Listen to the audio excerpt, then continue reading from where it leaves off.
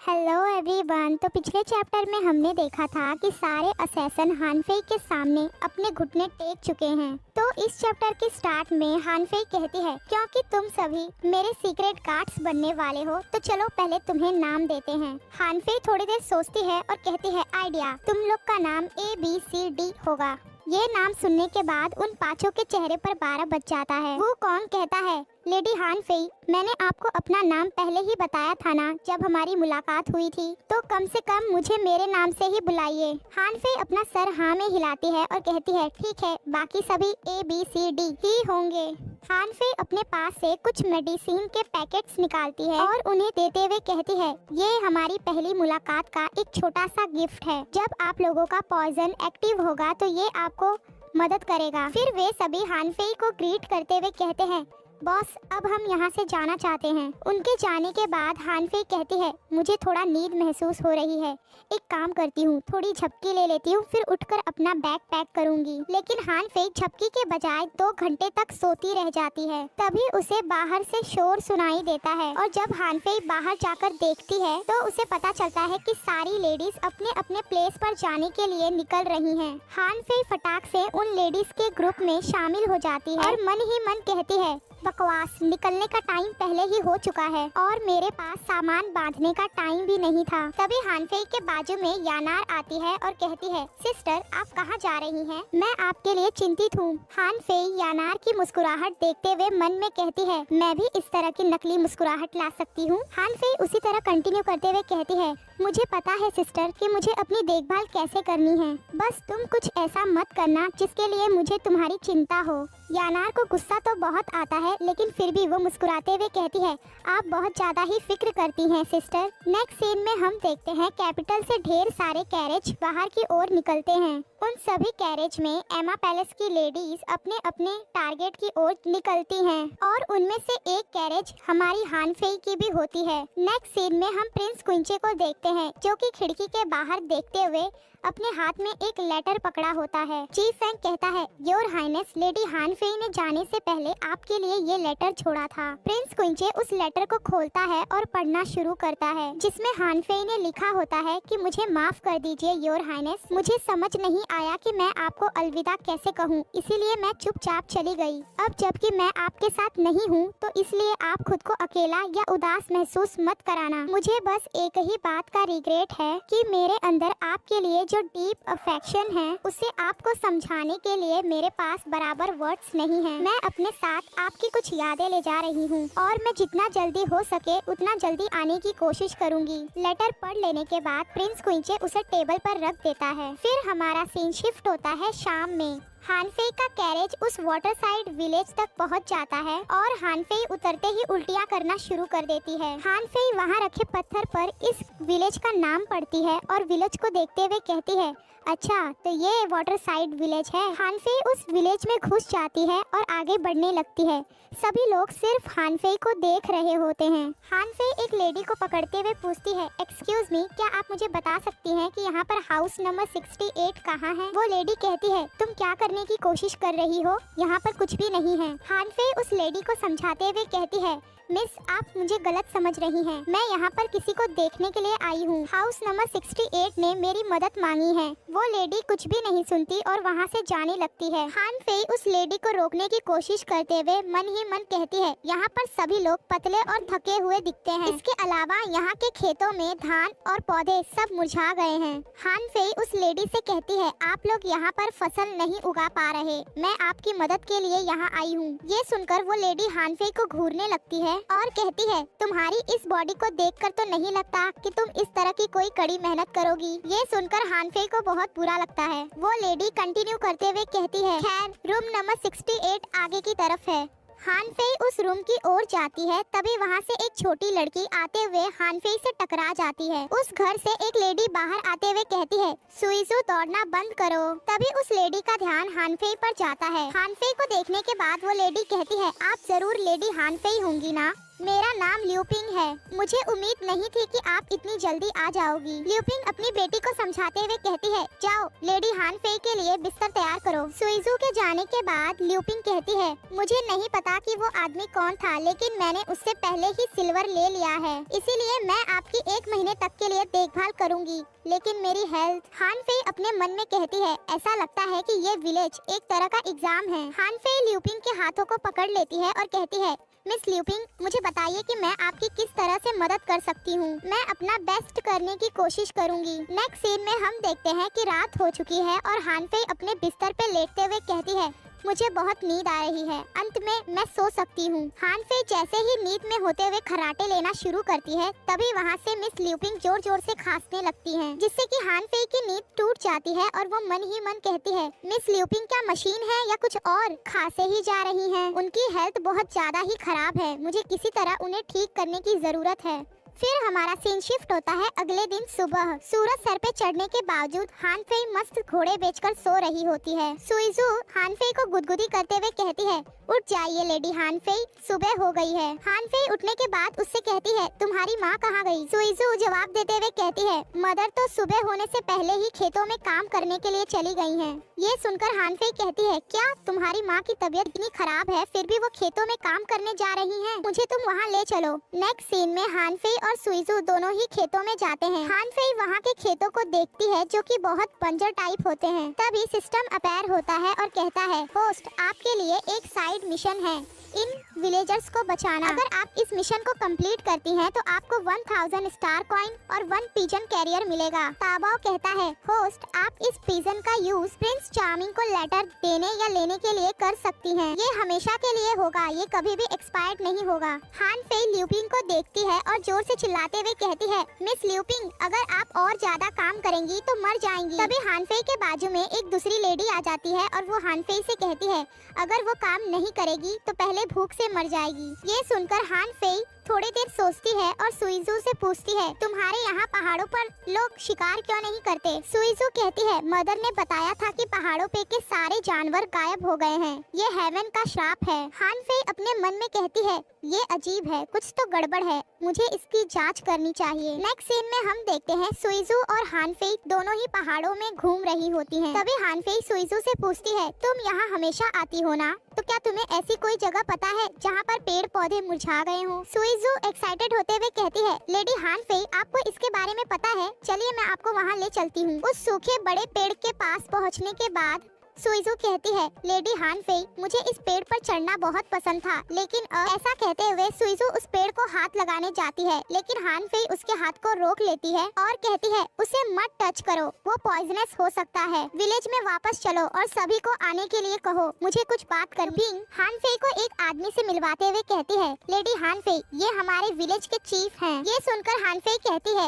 Waste करने के लिए टाइम नहीं है, इसीलिए मैं सीधा पॉइंट पर आती हूँ। किसी भावनाहीन इंसान ने यहाँ की जमीन को पॉइजनस कर दिया है। एक बार ये जहर पूरी तरह से फैल गया तो यहाँ पर घास का एक पत्ता भी उग नहीं पाएगा, तो नेचुरली यहाँ के सभी जानवर इस जगह को छोड़ देंगे। ये सुनकर विलेज चीफ कहते हैं, तो इसे ठीक करने का कोई रास्ता है? हान फेई समझाते हुए कहती है, सबसे पहले उस तरह की कंडीशन वाली जमीनों की तलाश करें।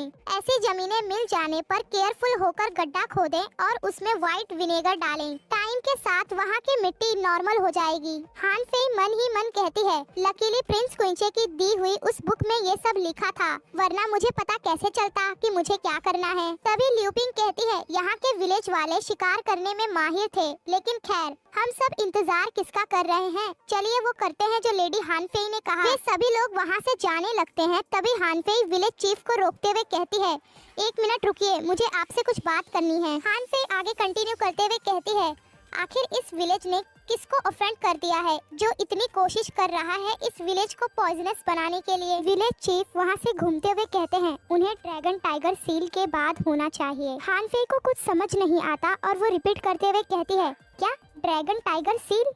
विलेज चीफ हान फेई को संदिग्ध नजरों से देखते हैं। ये देखकर हान फेई घबरा जाती है और कहती है, नहीं नहीं, मैं कुछ भी नहीं जानना चाहती, मैं किसी भी तरह के मिस्टीरियस प्लानिंग का हिस्सा नहीं बनना चाहती और ना ही किसी ऐसे प्लॉट को ट्रिगर करना चाहती हूँ। ये सब सुनने के बाद विलेज चीफ थोड़ा सोच विचार करने लगते हैं। तभी वहाँ पर बॉस मेई आ जाती है और वो कहती है, ओह मैं तो थक गई, ऐसा लगता है कि तुम्हें ढूंढने में मेरी उम्र ही बीत गई। बॉस मेई को देखने के बाद हान फेई उनके पास जाती है और कहती है, क्या कुछ गलत है? हान फेई का ध्यान किसी चीज पर जाता है। उसे चेक करने के लिए हानफेई फटाक से वहाँ से निकल जाती है। बॉस मेई कहती है ये ग्रैंड मेडिसिन कॉन्टेस्ट के बारे में है। ऐसा कहते हुए जब उनका ध्यान बाजू में जाता है तो वो देखती है कि वहाँ पर हानफेई है ही नहीं। हानफेई खेत में बैठकर मिट्टी सूंघ रही होती है। ये देखकर बॉस मेई गुस्सा करते हुए कहती है कम से कम मेरी बात खत्म तो कर लेने देती। हानफेई उस मिट्टी को हाथ में लेकर देखने लगती है। तभी बॉस मेई उसके पास आ जाती है। वो भी उस मिट्टी को सूंघते हुए और हाथ में लेते हुए कहती है ये तो। तभी हानफेई कहती है हाँ ये काली मिट्टी है, ये प्राइसलेस है। तभी विलेज चीफ उन दोनों के बीच में आते हुए कहते हैं थप्पा, मैंने सब कुछ सुन लिया, तुम लोग को ट्रेजर मिल गया। हानफेई बताते हुए कहती है ये काली मिट्टी बहुत ही काम की है। इसमें मेडिसिन हर्ब्स को अच्छी तरह से उगाने की कमाल की ताकत है। अगर इसका इस्तेमाल समझदारी से करें तो हम ढेर सारे पैसे कमा सकते हैं। ये सुनकर तो विलेज चीफ बहुत ज्यादा खुश हो जाते हैं और कहते हैं इस बारे में और बताइए लेडी हानफेई। बॉस मेई कहती है हमें इस ट्रेजर की रक्षा करने के लिए आदमी ढूंढने की जरूरत है। हानफेई बॉस मेई से कहती है उसकी कोई जरूरत नहीं है ना विलेज चीफ। विलेज चीफ कहते हैं मैं तो बस एक नॉर्मल सा बूढ़ा आदमी हूँ, आपका क्या मतलब है लेडी हानफेई। हानफेई कहती है इस काम के लिए ये विलेजर्स ठीक रहेंगे क्योंकि इनके पास एक मजबूत फिजिक है और स्टेबल फूडिंग भी, और तो और इनकी स्पीड भी काफी अच्छी है जैसे कि एक सोल्जर। इन्हें अच्छी तरह से वेल ट्रेंड किया है ना। ये सुनकर विलेज चीफ कहते हैं लेडी हानफेई चलो बात करते हैं। फिर विलेज चीफ हानफेई को लेकर एक गुफा जैसी जगह पर जाते हैं। गुफा का दरवाजा खोलने के बाद वो हानफेई को अंदर ले जाते हैं जहाँ पर ढेर सारे मरे हुए लोगों के नाम के बोर्ड लगे होते हैं। हानफेई उस जगह को अच्छी तरह से देख रही होती है कि तभी वहाँ पर ताओबाओ अपैर होता है और वो कहता है होस्ट ये एक संगठन है, ये 9 गुणों वाला मिलिट्री ऑर्डर है। तभी हानफेई का ध्यान एक बोर्ड पर जाता है जिस पर लिखा होता है जर्नल शुई। हानफेई को उस तरफ देखते हुए विलेज चीफ कहते हैं वो ल्यूपिंग के पति थे, वो बहुत समय पहले वॉर के दौरान मारा गया था। हम सब वाटर क्लाउड आर्मी के आखिरी लोग हैं। विलेज चीफ ग्रीट करते हुए कहते हैं मैं वू नान वाटर क्लाउड आर्मी की 18वीं जनरेशन आपको ग्रीट करती है लेडी गॉडेस। हानफेई भी उस सबसे बड़े वाले बोर्ड को देखते हुए कहती है गॉडेस। विलेज चीफ हानफेई को अपने पीछे आने को बोलते हुए उस सबसे बड़े वाले बोर्ड के पास पहुंच जाते हैं और बड़ी मेहनत से उस कॉफिन को खोलते हुए कहते हैं हमारे पास यही है वाटर क्लाउड आर्मी की ड्रैगन टाइगर सील। कमांड करने के लिए इसका इस्तेमाल किया जा रहा है और ये ब्रेसलेट प्राइसलेस है जो कि हमारा गिफ्ट है, ये गॉडेस ने दिया था। ये सब सुनकर हानफेई शॉक हो जाती है और मन में कहती है विलेज चीफ अपनी सारी इम्पोर्टेंट चीजें मुझे दिखा रहे हैं, कहीं इसके बाद वे मुझे मारने की प्लानिंग तो नहीं कर रहे हैं ना। विलेज चीफ रोते हुए कहते हैं ओ गॉडेस आपके वंशज अभी खत्म नहीं हुए हैं। विलेज चीफ उस कॉफिन को बंद करते हुए कहते हैं मुझे यकीन है कि आपके अंदर की क्यूरियोसिटी इससे सेटिस्फाई हो चुकी होगी लेडी हानफेई, क्योंकि मैंने आपको ये जगह दिखा दी है, इसीलिए प्लीज आप इस सीक्रेट को किसी को मत बताना। हानफेई भी ट्रस्ट दिलाते हुए कहती है ऑफ कोर्स मैं किसी को नहीं बताऊंगी। विलेज चीफ वहाँ से निकलने लगते हैं। हानफेई भी लास्ट टाइम उस पूरी जगह को अच्छी तरह से देखती है। तभी ताबाओ कहता है होस्ट ये वाटर साइड का विलेज नॉर्मल नहीं है। ये सुनकर हानफेई कहती है तुम कहना क्या चाहते हो, तुम्हें क्या लगता है कि मैं अंधी हूँ? मुझे भी सब कुछ दिख रहा है और समझ में भी आ रहा है। ताबाओ कंटिन्यू करते हुए कहता है 9 गुणों वाला मिलिट्री ऑर्डर ये आर्मी पर लीड करता था बैटल में। वाकई में गॉडेस काफी ज्यादा यूनिक थी। ये सब सुनने के बाद हानफेई मन ही मन कहती है गॉडेस इसके बारे में मैं बहुत ज्यादा सुन रही हूँ। असल में इस वाटर साइड विलेज में रहने वाले लोग वाटर क्लाउड आर्मी के सोल्जर्स के वंशज हैं और इनको गॉडेस लीड करती थी। अब ये लोग इस तरह से छुपकर क्यों रह रहे हैं और गॉडेस कौन थी? रात का सीन, हानफेई मस्त अपने बिस्तर पर सो रही होती है लेकिन तभी वो खुद को अपनी इस बॉडी से निकलकर अपनी ओरिजिनल बॉडी में पाती है।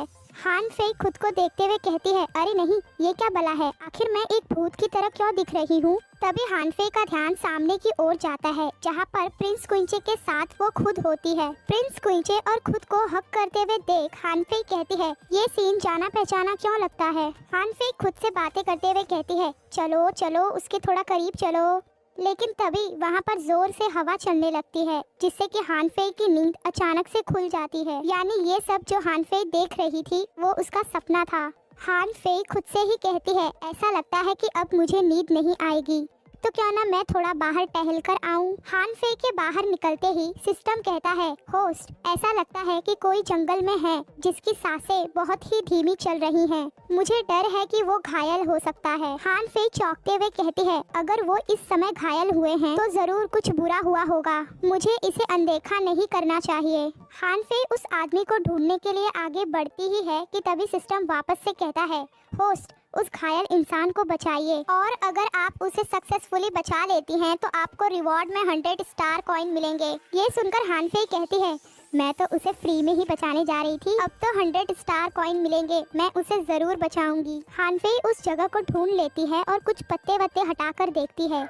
वहाँ पर एक आदमी घायल हालत में उल्टा लेटा पड़ा हुआ होता है। हान फेई उसके पास जाती है और जैसे ही उसे पलट कर देखती है उसे दिखता है क्राउन प्रिंस क्यूनमू। हान फेई शॉक होके बेचारे घायल क्राउन प्रिंस को वापस वैसे ही छोड़ देती है। हान फेई खुद को शांत करते हुए कहती है, कूल डाउन हान फेई, हेवन उन लोगों का भला करता है जो दूसरों की मदद करते हैं और मैं तो एक डॉक्टर हूँ। डॉक्टर का दिल तो ऐसा ही होता है कि पेशेंट का इलाज करना ही करना है, चाहे पेशेंट कैसा भी हो। हान फेई थोड़े गुस्से से क्राउन प्रिंस को सीधा करते हुए कहती है, क्या इसे पैलेस में नहीं होना चाहिए? आखिर वो इस तरह से यहाँ पर क्यों पड़ा हुआ है, घावों से लिपटा हुआ? हान फेई जैसे ही उसे सीधा करती है उसके पास से एक पेपर और एक चाबी गिरती है। हान फेई उस पेपर को देखते हुए मन में कहती है, क्या ये वर्डलेस बुक की तरह है? इसमें कुछ वर्ड्स लिखे तो हैं लेकिन वो क्लियरली दिख नहीं रहे। पूर्वजों को इस तरह की चीजें करना बेहद पसंद था। तो क्या इसे ब्लड चाहिए? अगर मैं ब्लड लगाऊंगी तो क्या ये वर्ड दिखेंगे? ऐसा कहते हुए हान फेई बेचारे क्राउन प्रिंस के चोटों से निकल रहे खून की ओर घूरने लगती है। हान फेई फटाक से उस पेपर को क्राउन प्रिंस की चोटों पर रख देती है ताकि उसमें ब्लड लग सके।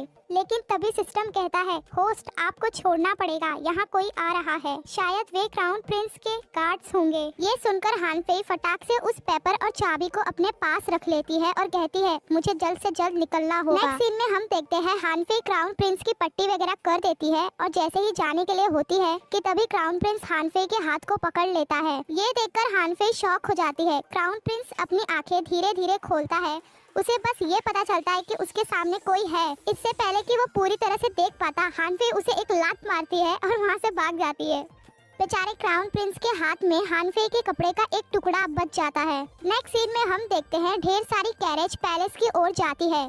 फिर हम पैलेस के रूम के बाहर का सीन देखते हैं जहाँ पर ढेर सारे डॉक्टर यानी फिजिशियंस लाइन लगाकर खड़े होते हैं और रूम के अंदर क्राउन प्रिंस लेटा होता है जिसके हाथ में अभी भी हान फेई के कपड़े का टुकड़ा है। नेक्स्ट सीन में हम देखते हैं हान फेई को जो कि उस पेपर को पढ़ने की कोशिश कर रही होती है। तभी सिस्टम कहता है, न्यू मिशन होस्ट, आपको छिपे हुए ट्रेजर का पता लगाना है और रिवॉर्ड में आपको कोई भी रैंडम चीज मिलेगी। ये सुनकर हान फेई खुश हो जाती है और अपने हाथ की मुट्ठी बनाते हुए कहती है, ये दूसरे शब्दों में प्रिंस चार्मिंग के लिए मैं अच्छी मेडिसिन हर्ब्स को पा सकूंगी। तभी हान फेई को दर्द महसूस होता है। फिर वो अपने हाथ की मुट्ठी खोलते हुए कहती है, अरे बाप रे, ये चाबी कितनी शार्प है, इसने मेरी स्किन को कट कर दिया। फिर हमारा सीन शिफ्ट होता है अगले दिन। ल्यूपिंग हान फेई से चिल्लाते हुए कहती है, लेडी हान फेई जाग जाओ, नाश्ते का टाइम हो गया है। हान फेई उबासी लेते हुए जैसे ही रूम का दरवाजा खोलकर बाहर निकलती है तो उसे दिखता है कि एक बकेट जिसमें कुछ खाने पीने की चीजें हैं वो उसकी ओर ही आ रहा है।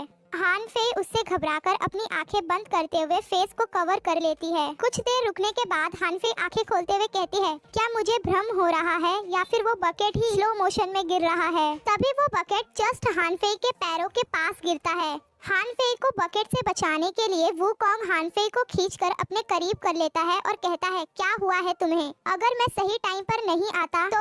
हान फेई कहती है, अरे चिंता मत करो, मैं ठीक हूँ। ल्यूपिंग हान फेई के पास आ जाती है और कहती है, लेडी हान फेई, क्या आप ठीक हैं? वो मैं गलती से एक पत्थर से टकरा गई जिससे कि बकेट मेरे हाथ से छूट गई और उड़ते हुए सीधा आपकी तरफ आ गई। ल्यूपिंग को वहाँ देख वुकोंग फटाक से हान फेई से दूर हो जाता है और ब्लश करने लगता है। हान फेई उससे कहती है, वुकोंग तुम यहाँ क्यों हो? वुकोंग बातें घुमाते हुए कहता है, आप मेरी एम्प्लॉई हैं तो ये नेचुरल है कि मैं आपको प्रोटेक्ट करता हूँ। ये सुनकर हान फेई कहती है, मैं अब ठीक हूँ, तुम यहाँ से जा सकते हो। मैं एक मिशन पर हूँ इसलिए मैं लोगों का अटेंशन अपनी ओर नहीं चाहती। फिर हान फेई ल्यूपिंग से कहती है, मिस ल्यूपिंग, ये मेरे रिश्तेदार का बच्चा है, ये मार्शल आर्ट में अच्छा है लेकिन ये ज्यादा स्मार्ट नहीं है। हान फेई की ये सारी बातें वुकोंग को चुभ रही होती हैं। वुकोंग अपने मार्शल आर्ट के जरिए पेड़ पे चढ़ते हुए वहाँ से जाने के लिए तैयार होता है, लेकिन तभी हानफेई कहती है रुक जाओ, जिससे कि वुकोंग नीचे गिर जाता है। झाड़ियों से निकलने के बाद वुकोंग कहता है क्या है लेडी हानफेई। हानफेई एक लेटर देते हुए कहती है वुकोंग क्या तुम पैलेस में चुपके से घुसकर प्रिंस क्विंचे को ये लेटर दे सकते हो। वुकोंग वो लेटर ले लेता है और कहता है मैं इसे संभाल लूंगा। नेक्स्ट सीन में हम देखते हैं क्राउन प्रिंस को, जो कि उस कपड़े के टुकड़े को देखते हुए मन ही मन कहता है मैप चला गया। वो जिया हो फैमिली के बचे हुए ट्रेजर का मैप था। क्या ये उसके कपड़े का टुकड़ा है जिसने मुझे बचाया। मुझे अभी भी याद है कि उसके हाथ कितने सॉफ्ट थे। तभी वहाँ पर एम्प्रेस आ जाती है और कहती है मेरे बेटे तुम अभी तक ठीक नहीं हुए हो, तो तुम अपना ध्यान कहाँ लगा रहे हो। क्राउन प्रिंस उस कपड़े के टुकड़े को छुपा लेता है। एम्प्रेस उसे ऐसा करते हुए देखती है। क्राउन प्रिंस कहता है कुछ भी नहीं मदर।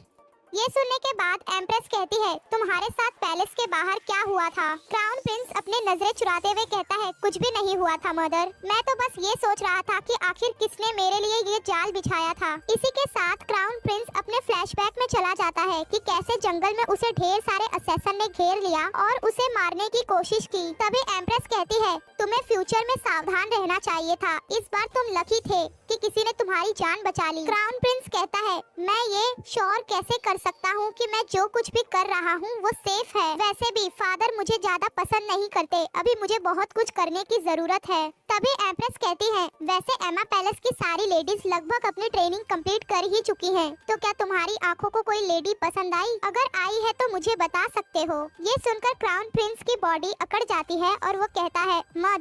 हम देखते हैं जीफेंग को, जो कि प्रिंस क्विंचे से कहता है योर हाइनेस हम इस मिशन को कंप्लीट करने में फेल रहे, तो प्लीज मुझे पनिश करें। ये सुनकर प्रिंस क्विंचे कहता है जीफेंग कंटिन्यू करते हुए कहता है हमसे ज्यादा लोग वहाँ पर थे, इसीलिए हम ये नहीं कर सके। ये सुनकर प्रिंस क्विंचे कुछ भी नहीं कहता। जीफेंग आगे कंटिन्यू करते हुए कहता है आपने क्राउन प्रिंस को बहला फुसलाकर पैलेस से बाहर निकाला, इसके साथ ही आपने उस मैप का भी यूज किया, लेकिन मैं और शैडो गार्ड। तभी प्रिंस क्विंचे कहता है पीछे रह गए निशानों को हटाने के लिए किसी का यूज करो। तो इससे हमें ये पता चलता है कि क्राउन प्रिंस पे हमला कराने वाला प्रिंस क्विंचे ही है। वेल तो हम चैप्टर पे आते हैं। जीफेंग बोलता है योर हाइनेस क्या आप मुझे पनिशमेंट देने नहीं जा रहे? प्रिंस क्विंचे कहता है उसके लिए टाइम नहीं है और आखिर तुम्हारी लाइफ भी तो मेरी है। प्रिंस क्विंचे जीफेंग को वहाँ से जाने के लिए कहता है। फिर वो अपने पास से एक लेटर निकालता है और उसे देखते हुए कहता है लंबे समय से मैंने तुमसे किसी भी तरह का कांटेक्ट नहीं किया है, तो तुम क्या वहाँ अच्छे से रह रही हो? नेक्स्ट सीन में हम देखते हैं हानफेई को, जो कि अपने रूम में एक्सरसाइज कर रही होती है। तभी हानफेई को बाहर से एक शोर सुनाई देता है, जिसे सुनकर हानफेई फटाक से बाहर निकलती है और कहती है मिस ल्यूपिंग क्या कुछ गलत है?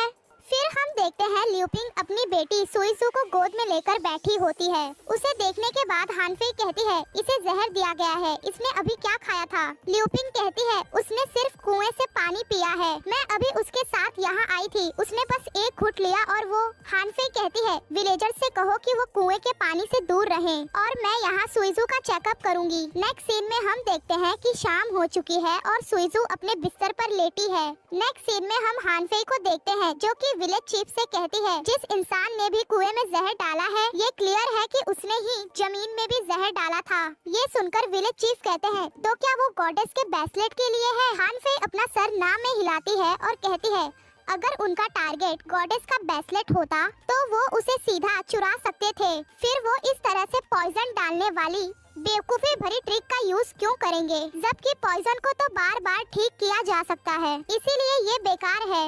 ये सुनकर विलेज चीफ कहते हैं फिर वे ऐसा क्यों कर रहे हैं? हानफेई अपनी उंगली टेबल पर टैप करते हुए कहती है ये एक धमकी है सर। विलेज चीफ सोचते हुए कहते हैं हमारे पास तो बस एक ताबूत है, उसके अलावा क्या जो इतनी बड़ी परेशानी है? हानफेई कहती है ये ताबूत के बारे में नहीं है सर, बल्कि ताबूत के अंदर क्या है इस बारे में है। क्या आपकी ये वाटर क्लाउड आर्मी प्राइसलेस खजाना नहीं है? विलेज चीफ शॉक हो जाते हैं क्योंकि उनको सब कुछ समझ में आ जाता है। असल में वो लोग का टारगेट वाटर क्लाउड आर्मी है। हानफेई कहती है जो उन्होंने हमें दिया उसे लौटाने के बारे में क्या सोचते हैं? ये सुनकर विलेज चीफ कहते हैं तो फिर चलो ये करते हैं। विलेज चीफ का सपोर्ट मिलने के बाद हानफेई मुस्कुराती है। नेक्स्ट सीन में हम विलेज के खाली रास्तों को देखते हैं, जिस पर एक आदमी चलते हुए आ रहा होता है। उस आदमी को देखने के बाद ल्यूपिंग कहती है अरे फिजिशियन को आप यहाँ कैसे? फिजिशियन कहते हैं मैं बहुत ही लंबे समय से यहाँ नहीं आया, इसीलिए बस। ये सुनकर ल्यूपिंग रोते हुए कहती है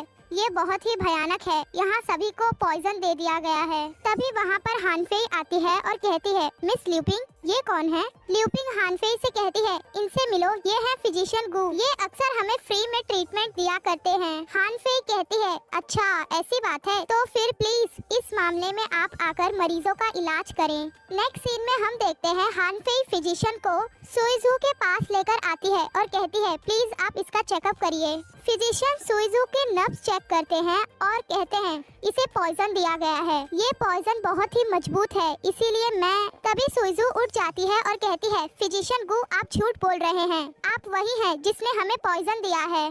फिजिशियन अपने आसपास देखते हैं जिससे कि उसे पता चलता है कि उसे सभी ने घेर लिया है, अब उसके पास बच के भागने का कोई रास्ता नहीं है। हानफेई कहती है तुम इस पूरी प्लानिंग के मास्टरमाइंड होने के लिए बहुत ही लापरवाह हो, तो मुझे बताओ कि तुम्हारा मास्टर कौन है? फिजिशियन कहता है मैं तो एक नॉर्मल सा फिजिशियन हूँ, तुम मुझसे ऐसे सवाल क्यों पूछ रही हो? ये सुनकर हानफेई कहती है तुम्हारा बैड लक कि मेरे पास मेडिसिन का भी नॉलेज है, तुमने जिस तरह से सुइजू की नब्ज चेक की वो साफ साफ बताता है कि तुम नाटक कर रहे थे, असल में तो तुम्हारे पास मेडिसिन का कोई नॉलेज भी नहीं है। फिजिशियन गुस्से से कहता है मैंने पूरा अंदाजा लगाया था कि यहाँ क्या होगा, लेकिन मैं तुम्हारी उम्मीद नहीं कर रहा था। हानफेई को उसके बोलने का मतलब समझ में आ जाता है, इसीलिए वो चिल्लाते हुए कहती है मिस ल्यूपिंग जल्दी से उसके जबड़े को खोलो। इससे पहले कि कोई कुछ करता वो फिजिशियन वहीं पर मर जाता है। दरअसल उस फिजिशियन के मुंह में ही पॉइजन था। ये देखकर हानफेई कहती है धत तेरी की, इसने पॉइजन खाकर अपनी लाइफ को खत्म कर लिया,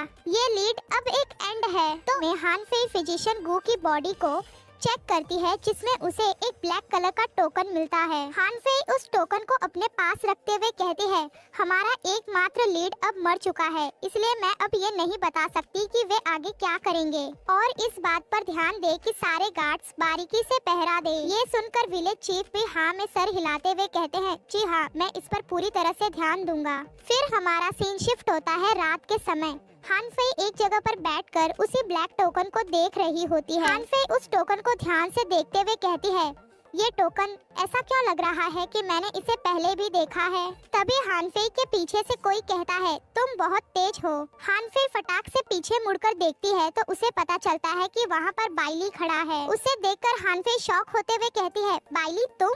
बाइली कहता है तुम वही लड़की हो एमा पैलेस की, वो टैलेंटेड गर्ल जिसने की गॉडेस ड्रम बजाया था।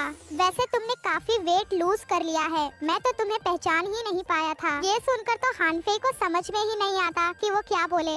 फिर तो वहाँ पर एक अजीब सा सन्नाटा छा जाता है। बाइली घबराते हुए कहता है मैं तुम्हारा मजाक नहीं बनाना चाहता था, मैं कभी भी किसी के लुक से उसे जज नहीं करता। हानफेई कहती है ठीक है, वैसे मैं सोच रही हूँ कि तुम इतनी रात गए यहाँ क्या कर रहे हो? बाइली हाथ आगे बढ़ाते हुए कहता है सच कहूँ तो मैं उस टोकन के लिए यहाँ आया हूँ, क्या मैं उस टोकन को देख सकता हूँ लेडी हानफेई? हानफेई को सोचते देख बाइली कहता है मेरा कोई गलत इरादा नहीं है, असल में मैं एक टोकन से रिलेटेड लीड का पीछा कर रहा हूँ। हानफेई मन ही मन कहती है वैसे भी मुझे इस बारे में कुछ पता नहीं है, क्या पता बाइली की मदद से मुझे कोई क्लू मिल जाए। हानफेई उस टोकन को बाइली को दे देती है। बाइली उस टोकन को बड़े ध्यान से देखने के बाद कहता है जैसा कि मैंने सोचा था ये फैंटम स्प्राउटर्स है।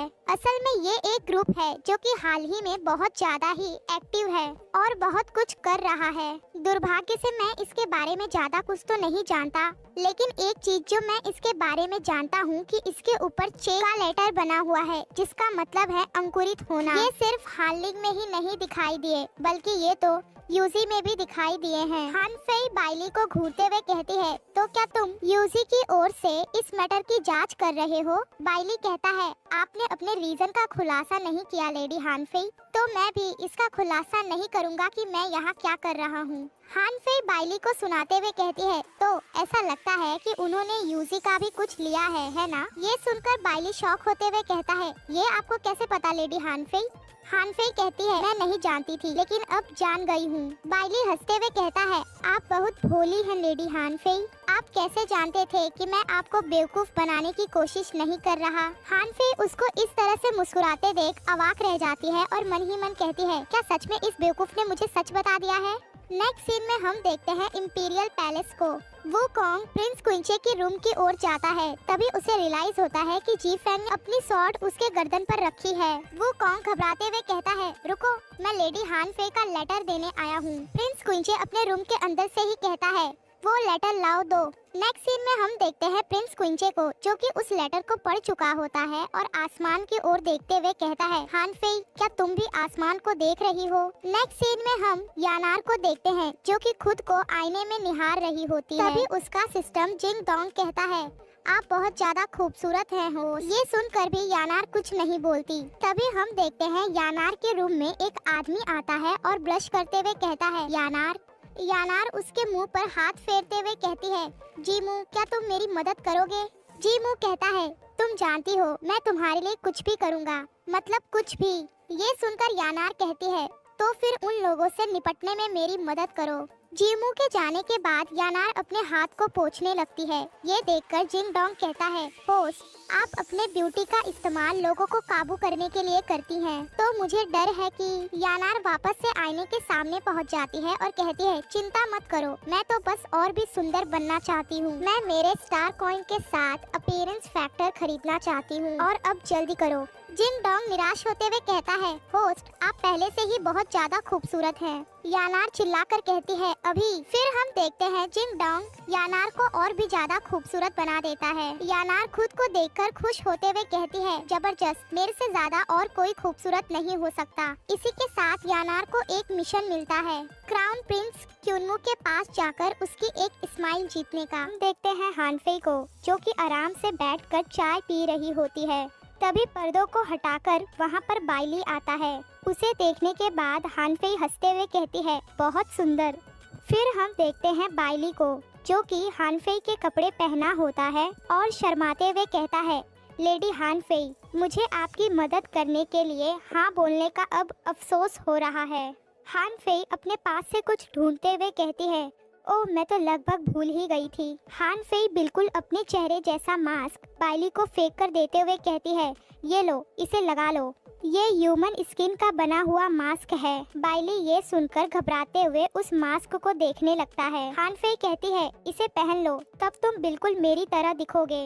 बाइली ठीक है कहने के साथ ही सोचने लगता है कि अभी 1 घंटे पहले क्या हुआ था। हान फे बाइली से रिक्वेस्ट करते हुए कहती है, मैं तुमसे हाथ जोड़कर विनती करती हूँ, प्लीज तुम मेरे लिए 5 दिनों तक मैं यानी हान फे होने की एक्टिंग करो। बाइली को मनाते हुए हान फे बहुत ही क्यूट एक्ट करते हुए कहती है, प्लीज बाइली, मान जाओ ना, मेरे पास कुछ जरूरी काम है जो मुझे करना है। फिर तो हान फे बाइली के पैर पकड़ लेती है और कहती है, मैं तुमसे भीख मांग रही हूँ, प्लीज चलो अब मान भी जाओ ना। बाइली हार मानते हुए कहता है, ठीक है। फिर हमारा सीन शिफ्ट होता है अभी पर। हान फे बाइली को इस तरह से देखते हुए मन में कहती है, तो वो अभी मेरी मदद के लिए हाँ बोलकर पछता रहा है। बेचारा बाइली निराश होते हुए उस मास्क को अपने चेहरे पर अच्छी तरह से लगा लेता है और क्विंगे से कहता है, मैं तुम्हें अच्छी तरह से बता रहा हूँ कि मैं इस वाटर साइड विलेज में हमेशा के लिए या फिर ज़्यादा दिन नहीं रुकने वाला हूँ, मैं बस तुम्हें 5 दिन देता हूँ। हान फे हामी भरते हुए कहती है, हाँ बिल्कुल, मैं अच्छे से समझ गई। बाइली हान फे को देखते हुए कुछ सोचता है और फिर कहता है, भले ही तुम मुझे ये ना बताओ कि तुम कहाँ जा रही हो, लेकिन मैं फिर भी तुम्हारी मदद के लिए तैयार हूँ। ये सुनकर हान फे को कुछ अजीब सा महसूस होता है, इसलिए हान फे वहाँ से भागकर जाते हुए कहती है, योर हाइनेस, मुझे माफ कर दीजिए, दरअसल मेरे पेट में दर्द हो रहा है, इसीलिए मुझे अभी जाना होगा। नेक्स्ट सीन में हम देखते हैं फिश पॉन्ड टाउन को। हान फे घोड़े पे सवार होकर उस टाउन में पहुँच जाती है और खुद से ही कहती है, आखिरकार ग्रैंड फिजिशियन कंपटीशन, मैं यहाँ आ गई। हान फे अपने घोड़े को अस्तबल में बांध देती है और ताबाओ से कहती है, ताबाओ, मुझे स्लिमिंग वाटर दो। ताबाओ स्लिमिंग वाटर की बोतल हान फे को देता है और हान फे उसे पी लेती है। इस स्लिमिंग वाटर का हान फे पर क्या असर पड़ा है ये हमें अभी आगे पता चलेगा। नेक्स्ट सीन में हम देखते हैं एक होटल को, जहाँ पर बहुत ज़्यादा भीड़ होती है। तभी वहाँ पर एक लड़की सीढ़ियों से चढ़ते हुए ऊपर की ओर जाने लगती है और सभी की नजरें सिर्फ उसी लड़की पर होती है। ये लड़की कोई और नहीं बल्कि हान फे ही है। हान फेई ऊपर जाकर एक प्राइवेट रूम को नॉक करती है। रूम के डोर को बॉस मेई खोलती है और शॉक होते हुए कहती है, क्या तुम हान फेई की जूनियर हो? फिर हम देखते हैं हान फेई को, जो कि वाकई में बहुत ज्यादा खूबसूरत लग रही होती है। हान फेई कहती है, हाँ बॉस मेई, आप मुझे बाइंग बुला सकती हैं। दरअसल हान फेई अपनी ओरिजिनल बॉडी के साथ इस कंपटीशन में पार्टिसिपेट नहीं कर सकती, क्योंकि ओरिजिनल हान फेई को तो हर कोई जानता है एक फैटी गर्ल के तौर पर।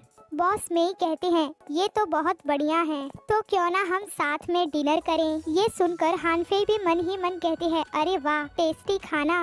तभी सिस्टम कहता है, होस्ट, आपने जो पोर्शन पिया है उसमें एक कीड़ा है और अगर आप थोड़ा सा भी नमक खाती हैं तो आप नॉर्मल हो जाएंगी।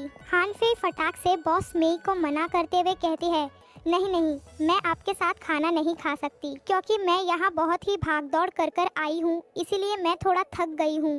ये सुनकर बॉस मेई हंसते हुए कहती हैं, ओ मुझे माफ करना, तब तो तुम्हें जाकर आराम करना चाहिए। मैंने तुम्हारे लिए सबसे लग्जरियस रूम बुक कर दिया है, तो तुम जाओ और आराम करो। नेक्स्ट सीन में हम देखते हैं हान फेई अपने रूम का डोर खोलते हुए हैरान हो जाती है, क्योंकि वाकई में उसका रूम बहुत ही खूबसूरत होता है। हान फेई उस रूम की सारी चीजों को देखने के बाद आराम से जाकर अपने बेड पर लेट जाती है और रिलैक्स होते हुए ताबाओ से कहती है, ताबाओ, तुम्हें क्या लगता है कि प्रिंस चार्मिंग अभी क्या कर रहा होगा, और क्या मुझे प्रिंस क्विंचे के ड्रीम स्कोप में एंटर करना चाहिए? ताबाओ समझ जाता है कि हान फेई को प्रिंस क्विंचे के ड्रीम स्कोप में जाना है, इसीलिए वो कहता है, लेकिन होस्ट, आपको बहुत ज्यादा ही सावधान रहने की जरूरत है। हान फेई अपनी आंखें बंद करते हुए कहती है, ठीक है, मैं सावधान रहूंगी। अब चलो। नेक्स्ट सीन में हम देखते हैं हान फेई को, जो कि अपने ओरिजिनल बॉडी में एक टनल के अंदर होती है। हान फेई सामने की रोशनी की ओर चलते हुए मन ही मन कहती है, एक टनल। हान फेई के उस टनल से बाहर निकलते ही वहाँ पर बर्फ का तूफान आने लगता है। हान फेई खुद की आंखें बंद करते हुए चिल्लाकर कहती है, क्विंचे, ये सब बंद करो। हान फेई के बोलने के बाद ही वो तूफान बंद हो जाता है। हान फेई अपनी आंखें खोलते हुए सामने की ओर देखती है, वहाँ पर उसे वही पुराना घर दिखता है। हम देखते हैं हान फेई को, जो कि खुश होते हुए आगे की ओर बढ़ने लगती है, लेकिन तभी उसका सैंडल बर्फ में फंसने की वजह से वो वहीं गिर जाती है। ये देखकर प्रिंस क्विंचे हंसने लगता है। तभी हान फेई की नजर भी छत के ऊपर बैठे प्रिंस क्विंचे पर जाती है। हान फेई उसे बुलाने की कोशिश करती है, लेकिन प्रिंस क्विंचे वहाँ से गायब हो जाता है। प्रिंस क्विंचे के ऐसे चले जाने से हान फेई हैरान होते हुए थोड़ा और आगे जाती है। फिर उसे सामने एक काले कपड़ों में इंसान दिखता है। हान फेई उसको चिल्लाकर आवाज देती है। उस इंसान के जवाब न देने पर हान फेई खुद दौड़ते हुए उसके पीछे जाने लगती है, लेकिन तभी प्रिंस क्विंचे हान फेई के हाथ को पकड़ लेता है और करीब खींचते हुए कहता है, तुम कहाँ भाग रही हो? हान फेई इसका कोई जवाब नहीं देती और सीधा ही प्रिंस क्विंचे के सर को सहलाने लगती है, लेकिन प्रिंस क्विंचे हान फेई से दूर हो जाता है। उसके ऐसा करते ही वहाँ पर वापस से बर्फ का तूफान आता है और साथ ही प्रिंस क्विंचे की पर्सनैलिटी भी बदल जाती है और प्रिंस क्विंचे हंसते हुए कहता है, क्या तुम जानती हो, मैं हमेशा के लिए तुम्हें यहाँ रखना चाहता हूँ।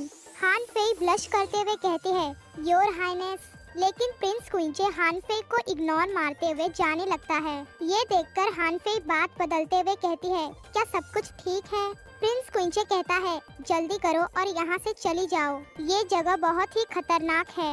हान फेई कहती है, तुम बार बार अपने वर्ड्स को बदल रहे हो, मैं समझ नहीं पा रही कि तुम अभी कौन से क्विंचे हो। प्रिंस क्विंचे कहता है, हान फेई, मैं खुद को ज्यादा देर कंट्रोल नहीं कर सकता, इसीलिए इस जगह को छोड़ दो और पैलेस वापस मत आना। लेकिन अचानक प्रिंस क्विंचे जोर जोर से हंसने लगता है और हान फेई को अपने पास बुलाते हुए कहता है, हान फेई, तुम हमेशा ही मेरी साइड रहना। ये सुनकर हान फेई मन ही मन कहती है, तुम्हारे साथ हर समय रहना।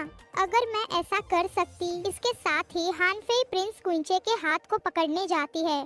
तभी अचानक वहाँ पर बर्फ का तूफान आने लगता है और प्रिंस क्विंचे भी गायब हो जाता है। हान फेई खुद को संभालते हुए चिल्लाकर कहती है, क्विंचे, तुम कहाँ चले गए? मैं तुम्हारे साथ यहाँ रुकना चाहती हूँ। मैं तुम्हें बताना चाहती हूँ कि मैं तुम्हें नहीं छोड़ रही हूँ। इसका मतलब ये है कि तुम्हें भी मुझ पर हार मानने की इजाजत नहीं है।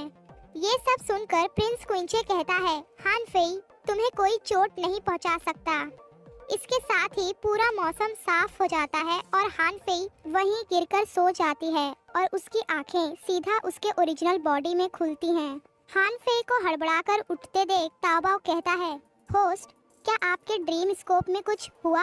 हान फेई कुछ कहने से पहले सोचती है कि प्रिंस क्विंचे कुछ अजीब सा बिहेव कर रहा है। इसके बारे में कुछ भी कहने से पहले मुझे खुद इसके बारे में पता लगाना होगा। हान फेई ताओबाओ से कहती है, कुछ भी नहीं हुआ ताओबाओ, मुझे नींद आ रही है और अब तुम्हें भी जाकर थोड़ा सा आराम कर लेना चाहिए।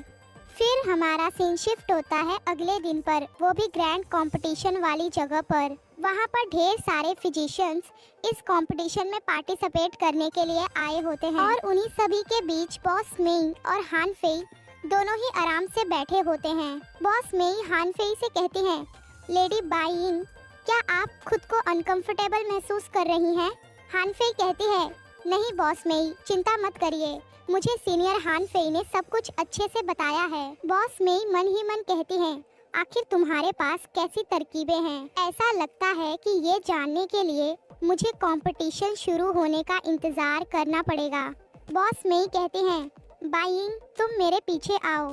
इस इवेंट को हमने ही स्पॉन्सर किया है, इसीलिए हमें लाइन में लगने की जरूरत नहीं है। उन दोनों को जाते देख सभी लोग आपस में बातें कर रहे होते हैं। ये यहाँ फिर से हैं। मैंने सुना है कि इन्होंने इस बार एक अच्छा फिजिशियन ढूंढने के लिए काफी ज्यादा पैसे खर्च किए हैं। तभी कोई कहता है, क्या एक लेडी? इस बार संयुतु ने अपनी ओर से एक लेडी को कंपटीशन में भेजा है। फिर तो सभी लोगों का ध्यान उसी आवाज की डायरेक्शन में चला जाता है। असल में वो आदमी कंपटीशन में पार्टिसिपेट कर रहे लोगों का नाम लिख रहा होता है। फिर हम उस लेडी को देखते हैं जो कि कहती है, हाँ, मैं संयुतु से मेंग हान हूँ, जल्दी करिए और यहाँ नीचे ध्यान से लिखिए। ये सुनकर हान फेई मुस्कुराती है और उनकी ओर जाते हुए कहती है, मैं सेनोक जिया से बाई इंग हूँ, इसे भी लिख दो। ये सुनकर वो आदमी हैरान हो जाता है कि इस बार दो लेडीज। मेंग हान भी हान फेई की ओर देखती है। तभी ताओबाओ कहता है, होस्ट, आप इस लेडी को कम नहीं आंक सकते। हान फेई मुस्कुराते हुए कहती है, कोई बात नहीं ताओबाओ, मुझे एक काबिल कॉम्पिटिटर मिला है। नेक्स्ट सीन में हम देखते हैं एक आदमी बेल बजाते हुए कहता है, कंपटीशन का पहला राउंड अब शुरू होता है। इसमें आप लोगों को एक नुस्खा लिखना है। आप सभी अपने क्वेश्चन का आंसर लिखने के लिए उस तरफ जाइए और हाँ, आप लोगों को अपना आंसर लिखने के लिए 4 घंटे मिलेंगे। मेंग हान अपनी अपनी सीट की ओर जाने के लिए हान फेई को इशारा करती है। हान फेई भी बदले में मुस्कुरा देती है। हान फेई अपने सीट पर बैठकर मन ही मन कहती है, उन्होंने ये नहीं बताया कि कौन से बीमारी के इलाज का नुस्खा लिखना है। ऐसा लगता है कि ये हमें खुद करना पड़ेगा कि हमें क्या लिखना है। तो फिर अब मैं क्या लिखूं? दूसरी ओर हम देखते हैं बाकी सारे कॉम्पिटिटर्स को जो कि फटाफट अपना लिखने में बिजी होते हैं और हान फेई तो मस्त टाइम पास कर रही होती है। तभी ताओबाओ परेशान होते हुए कहता है, होस्ट, आप जल्दी करिए, टाइम खत्म होने वाला है। हान फेई कहती है, चिंता मत करो ताओबाओ, हो सकता है कि मैं अभी शुरुआत कर रही हूँ, लेकिन अभी भी बहुत टाइम बाकी है। हान फेई लिखते हुए मन ही मन कहती है, मैं अपनी आइडेंटिटी को रिवील होने से बचाने के लिए अपनी हैंडराइटिंग को गंदा बनाऊंगी। फिर हान फेई कहती है, हो गया।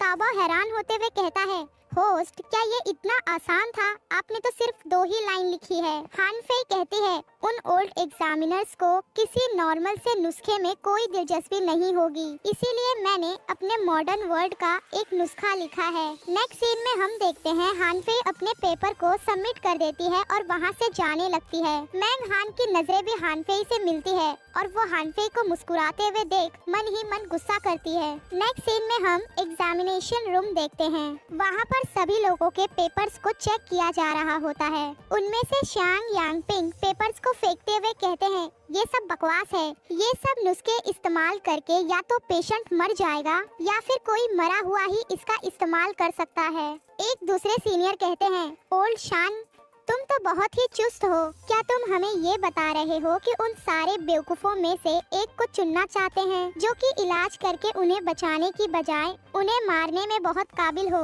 तभी ओल्ड शान के हाथ एक पेपर लगता है और उसे पढ़ने के बाद वो खुश होते हुए कहते हैं, अरे वाह, ये तो बहुत ही कमाल का है। ये सुनकर तो वो पांचों के पांचों पेपर में झांकने लगते हैं कि ऐसा भी क्या लिखा है। पढ़ने के बाद एक ओल्ड मैन कहते हैं, ये तो कॉमन कोल्ड को ठीक करने का नुस्खा है, वो भी कॉमन हर्ब्स के साथ। सेकंड ओल्ड मैन ये सुनकर कहते हैं, हाँ, एक सिंपल से मेथड के साथ इतने कॉम्प्लेक्स प्रॉब्लम को सॉल्व करना वाकई कमाल का है। नेक्स्ट सीन में हम देखते हैं कुछ दिनों बाद रिजल्ट निकलता है और बॉस मेई हानफेई के पास भागते हुए आती हैं और कहती हैं, लेडी बाइंग, आप बहुत ही कमाल की हो, आपने पहला राउंड बहुत ही आसानी से पास कर लिया है। हानफेई कहती है, अरे आपको इतना तारीफ करने की जरूरत नहीं है, वैसे सेकंड राउंड अगले 3 महीनों में है ना। बॉस मेई के हाँ बोलते ही हानफेई फटाफट से अपने सामान को जमा करती है और अपनी पोटली बांधते हुए वहाँ से जाने लगती है। ये देखकर तो बॉस मेई भी हैरान हो जाती हैं। हानफेई कहती है, मुझे माफ करना बॉस मेई, लेकिन मेरे पास कुछ जरूरी काम है, तो मैं आपको आने वाले 3 महीनों में मिलूंगी। नेक्स्ट सीन में हम देखते हैं हानफेई घोड़े पे सवार होकर जाते हुए कहती है, मुझे जल्द से जल्द वाटर साइड विलेज में पहुंचना होगा। तभी सिस्टम कहता है, होस्ट, आप नहीं जा सकते, वाटर साइड विलेज को घेर लिया गया है। हानफेई शॉक होते हुए कहती है, क्या, किसने घेरा है? सिस्टम कहता है, मुझे ये तो नहीं पता, लेकिन ये जरूर पता है कि वो बहुत ही डेंजरस हैं। हानफेई वाटर साइड विलेज को दूर से देखते हुए परेशान होकर कहती है, मैं नहीं जा सकती, लेकिन बाइली वहाँ पर मेरा इंतजार कर रहा है।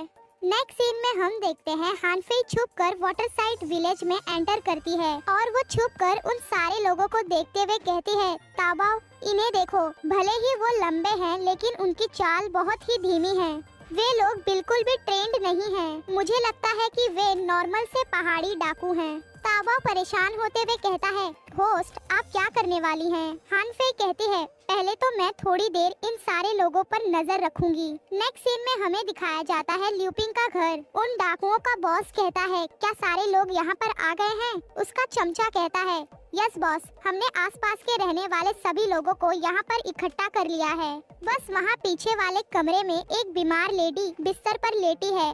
असल में वो बाइली की बात कर रहा है। डाकुओं का बॉस कहता है, ठीक है, फिर उन सभी को बांध दो। बाइली मन ही मन कहता है, मुझे क्या करना चाहिए? वो किसी भी पल यहाँ आ सकते हैं। वैसे तो वो मेरे सामने कुछ भी नहीं है, मैं उन्हें बड़े आराम से ढेर कर सकता हूँ, लेकिन इससे मेरी पहचान सबको पता चल जाएगी। फिर तो वो हानफेई को सोचते हुए कहता है, अगर उसके लिए मेरा ये अजीब सा अट्रैक्शन नहीं होता तो आज मैं इस सिचुएशन में नहीं फंसता। अब तक तो हानफेई को वापस आ जाना चाहिए था। अगर वो वापस आते हुए उन डाकुओं से टकराई होगी तो मुझे विश्वास नहीं हो रहा कि मैं उसके लिए चिंता कर रहा हूँ।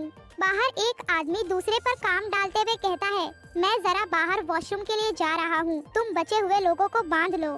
फिर तो बाइली घबराते हुए कहता है, लगता है कोई आ रहा है। तभी बाइली को सुनाई देता है कि इसे बीते अरसा हो गया है योर हाइनेस। बाइली हैरान होते हुए पीछे देखता है और हमें पता चलता है कि हानफेई डाकुओं का ही गेटअप करके यहाँ आई है। बाइली उसे देखने के बाद रिलैक्स करते हुए अपना मास्क निकालता है और कहता है, अंत में तुम आ ही गई, मैं तुम्हारा कब से इंतजार कर रहा था। हानफेई कहती है, देर से आने के लिए माफी चाहती हूँ, लेकिन अब आप जल्दी करिए और अपने कपड़े बदल लीजिए। बाइली कहता है, हानफेई, तुम उन डाकुओं से कैसे बची? हानफेई कहती है, क्या आपको लगता है कि मैं अपने दम पर कुछ बदमाशों को नहीं संभाल सकती? मैंने तो बस एक दवा का इस्तेमाल किया। नेक्स्ट सीन में हम देखते हैं हानफेई विलेज के बंधे हुए लोगों को खोलने के लिए आती है। ल्यूपिंग हानफेई से कहती है, लेडी हानफेई, सबसे पहले विलेज चीफ को बचाइए। ये सुनकर हानफेई हैरान हो जाती है। तभी वहाँ पर बाइली भी अपने कपड़े बदल कर आ जाता है। हानफेई उसे देखकर कहती है, अरे वाह योर हाइनेस, आप तो बिल्कुल एक कमजोर की तरह दिख रहे हैं। हानफेई उन्हें समझाते हुए कहती है, आप लोगों को बस कमजोर की तरह दिखना है, लेकिन घात लगाकर बैठना, और हाँ, बाकी के लोगों से सावधान रहना। हानफेई बाइली को देखते हुए कहती है, ये तो कुछ ज्यादा ही साफ सुथरा दिख रहा है। हान फेई फटाक से जाकर बाइली के बाल वाल खराब कर देती है और उसके चेहरे पर भी थोड़ी मिट्टी लगा देती है। बाइली ब्लश करते हुए कहता है, लेडी हान फेई मैं खुद कर लूँगा।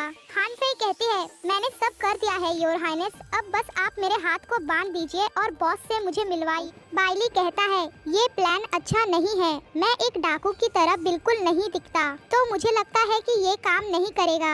हान फेई कहती है, चिंता मत करो, मैं तुम्हें गाइड करूँगी। तुम्हें कहना है, ए बेवकूफ, मैं तुझे मार डालूंगा। बाइली कहता है, मुझे लोगों के प्रति अच्छी तरह से बिहेव करना सिखाया गया है, इसीलिए मैं ऐसा नहीं कह सकता। हान फेई कहती है, योर हाइनेस अपनी शराफत को उतार फेंको और कोशिश करो। आपको बस अपने मुंह को बिगाड़ते हुए और गुस्सा करते हुए कहना है, ए बेवकूफ चुड़ैल। बाइली धीरे से कहता है, बेवकूफ। हान फेई समझाते हुए कहती है, योर हाइनेस आपको थोड़ा और जोर से बोलना है, अभी जल्दी कीजिए और मेरे हाथों को बांध दीजिए। बाइली हान फेई के हाथ को बांधते हुए मन ही मन कहता है, बकवास, मैं खुद को इतना एक्साइटेड क्यों महसूस कर रहा हूँ। नेक्स्ट सीन में हम देखते हैं बाइली हान फेई को बाहर लेकर जाता है। हान फेई बाहर जाते ही चिल्लाकर कहती है, विलेज चीफ को छोड़ दो और मुझे उनकी जगह पर पकड़ लो। बाइली शर्माते हुए कहता है, बंद करो बोलना। तभी वहाँ पर दूसरा डाकू आता है और कहता है, बहुत शोर है यहाँ, ये सब किस बारे में है।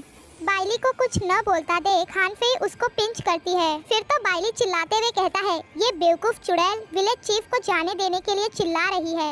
हान फेई बाइली को देखते हुए मन ही मन कहती है, अरे वाह, इसने तो काफी अच्छा बोला। तभी बॉस कहता है, इसका मुंह बंद करने के लिए इसके मुंह में कपड़े डाल दो, इसके चिल्लाने से मैं पूछताछ नहीं कर पा रहा। हान फेई कहती है, मुझसे पूछो, जो कुछ भी विलेज चीफ जानते हैं वो सब मैं भी जानती हूँ। बॉस कहता है, इसे अंदर ले चलो। नेक्स्ट सीन में हम देखते हैं एक रूम के अंदर हान फेई को लाया जाता है और उसी रूम में विलेज चीफ को बांध कर रखा होता है। बॉस हान फेई के गले पे सॉर्ड रखते हुए कहता है, विलेज चीफ मुझे उस कॉफिन को खोलने का तरीका बताओ, वरना मैं इसे मार डालूंगा। ये देखकर हान फेई मन ही मन कहती है, मुझे पता था कि ये मेरा इस्तेमाल इसी तरह से करेगा।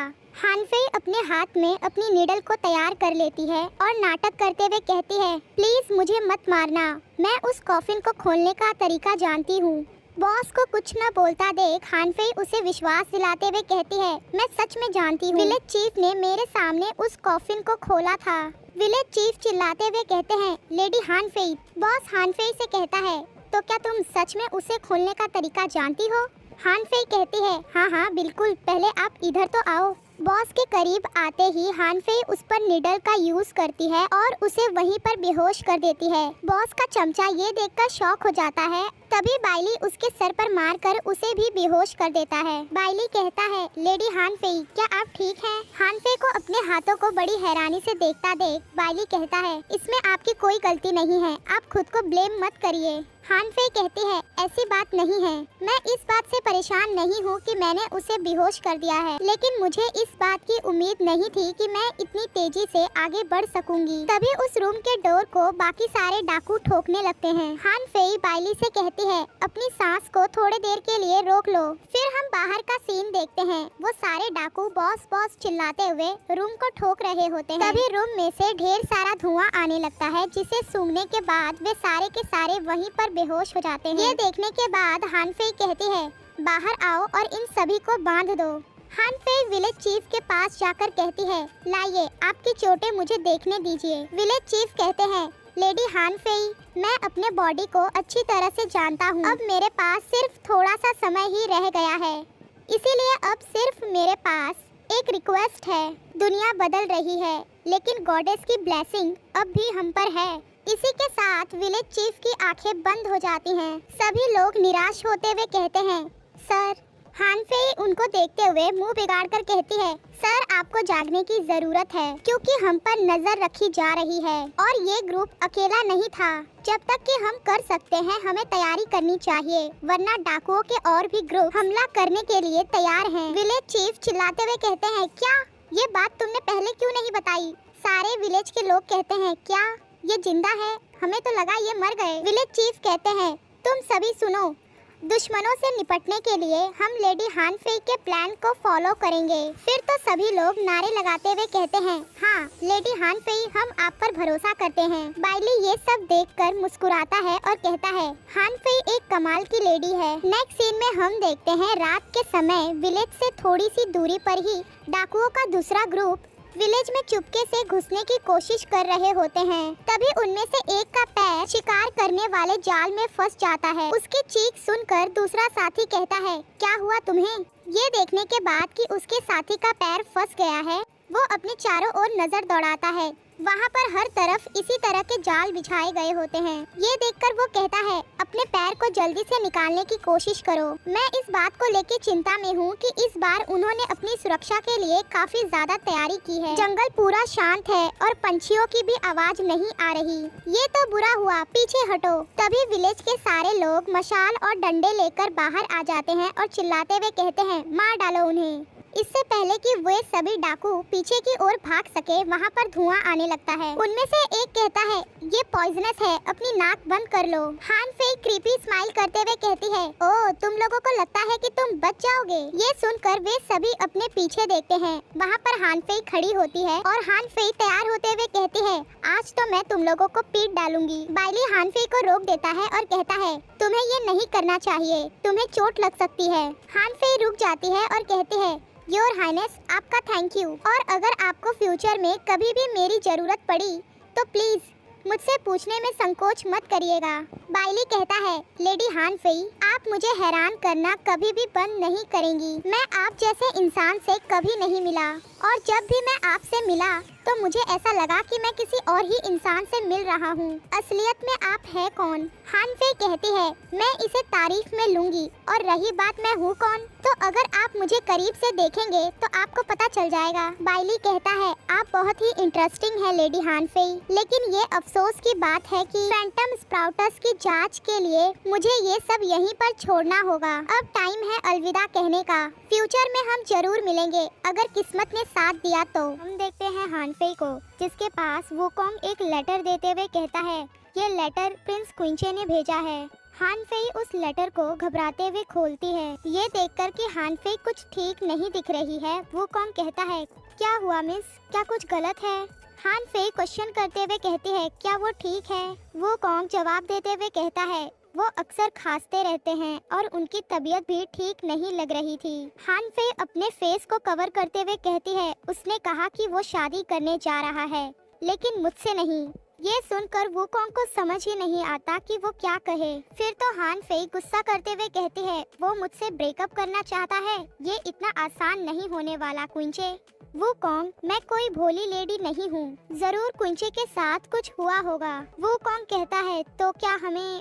हान फेई बात काटते हुए कहती है, छोड़ो जाने दो, वैसे भी ये इतना जरूरी नहीं है। सबसे पहले हमें वाटर साइड विलेज को अच्छी तरह से बसाने में ध्यान देना चाहिए और क्विंचे के पास तो अपने खुद के प्लान्स हैं, इसीलिए मुझे ज्यादा जल्दबाजी कर उसके किसी भी प्लान को खराब नहीं करना चाहिए। नेक्स्ट सीन में हम देखते हैं सुबह हो चुकी होती है और हान फेई कहती है, मुझे इस वाटर साइड विलेज में आए 1 महीना बीत चुका है। ये टाइम पलक झपकते ही बीत गया। अब पैलेस वापस जाने का टाइम आ गया है। लेकिन किसने सोचा होगा, असल में विलेज चीफ हान फेई को पकड़कर रोते हुए कहते हैं, लेडी हान फेई, आप नहीं जा सकती। आप मुझे दूसरों के सामने अच्छा दिखने में मदद करती हो, इसीलिए मैं आपको नहीं जाने दे सकता। विलेज चीफ कंटिन्यू करते हुए कहते हैं, लेडी हान फेई, अगर आपको फ्यूचर में किसी भी चीज की जरूरत होती है और जब तक कि वो दूसरों को नुकसान नहीं पहुंचाता, हम वो सब करेंगे जो कि आप कहेंगी, जैसा कि हम वाटर साइड विलेज में करते हैं। ये सुनकर हान फेई विलेज चीफ के हाथ को दूर करते हुए कहती है, ये आपको पहले कहना चाहिए था ना सर। मैं भले ही पैलेस वापस लौट जाऊं, लेकिन फिर भी मैं आप लोगों को दूर से ही गाइडेंस दे सकती हूँ। विलेज चीफ कहते हैं, ये सच है कि आप दुनिया की हर एक चीज से अपनी खुद की रक्षा नहीं कर सकते, लेकिन फिर भी मैं चाहता हूँ कि आप हमारे लिए इस ब्रेसलेट को गार्ड करें। हान फेई सोचने लगती है कि वो क्या करे, ले या नहीं, पर विलेज चीफ हान फेई को फोर्स करते हैं। फिर हान फेई उस ब्रेसलेट को लेती है और अपने पास रखते हुए कहती है, है, चिंता मत करे सर, मैं इसका अच्छे से ख्याल रखूंगी और अब मैं यहाँ से चलती हूँ।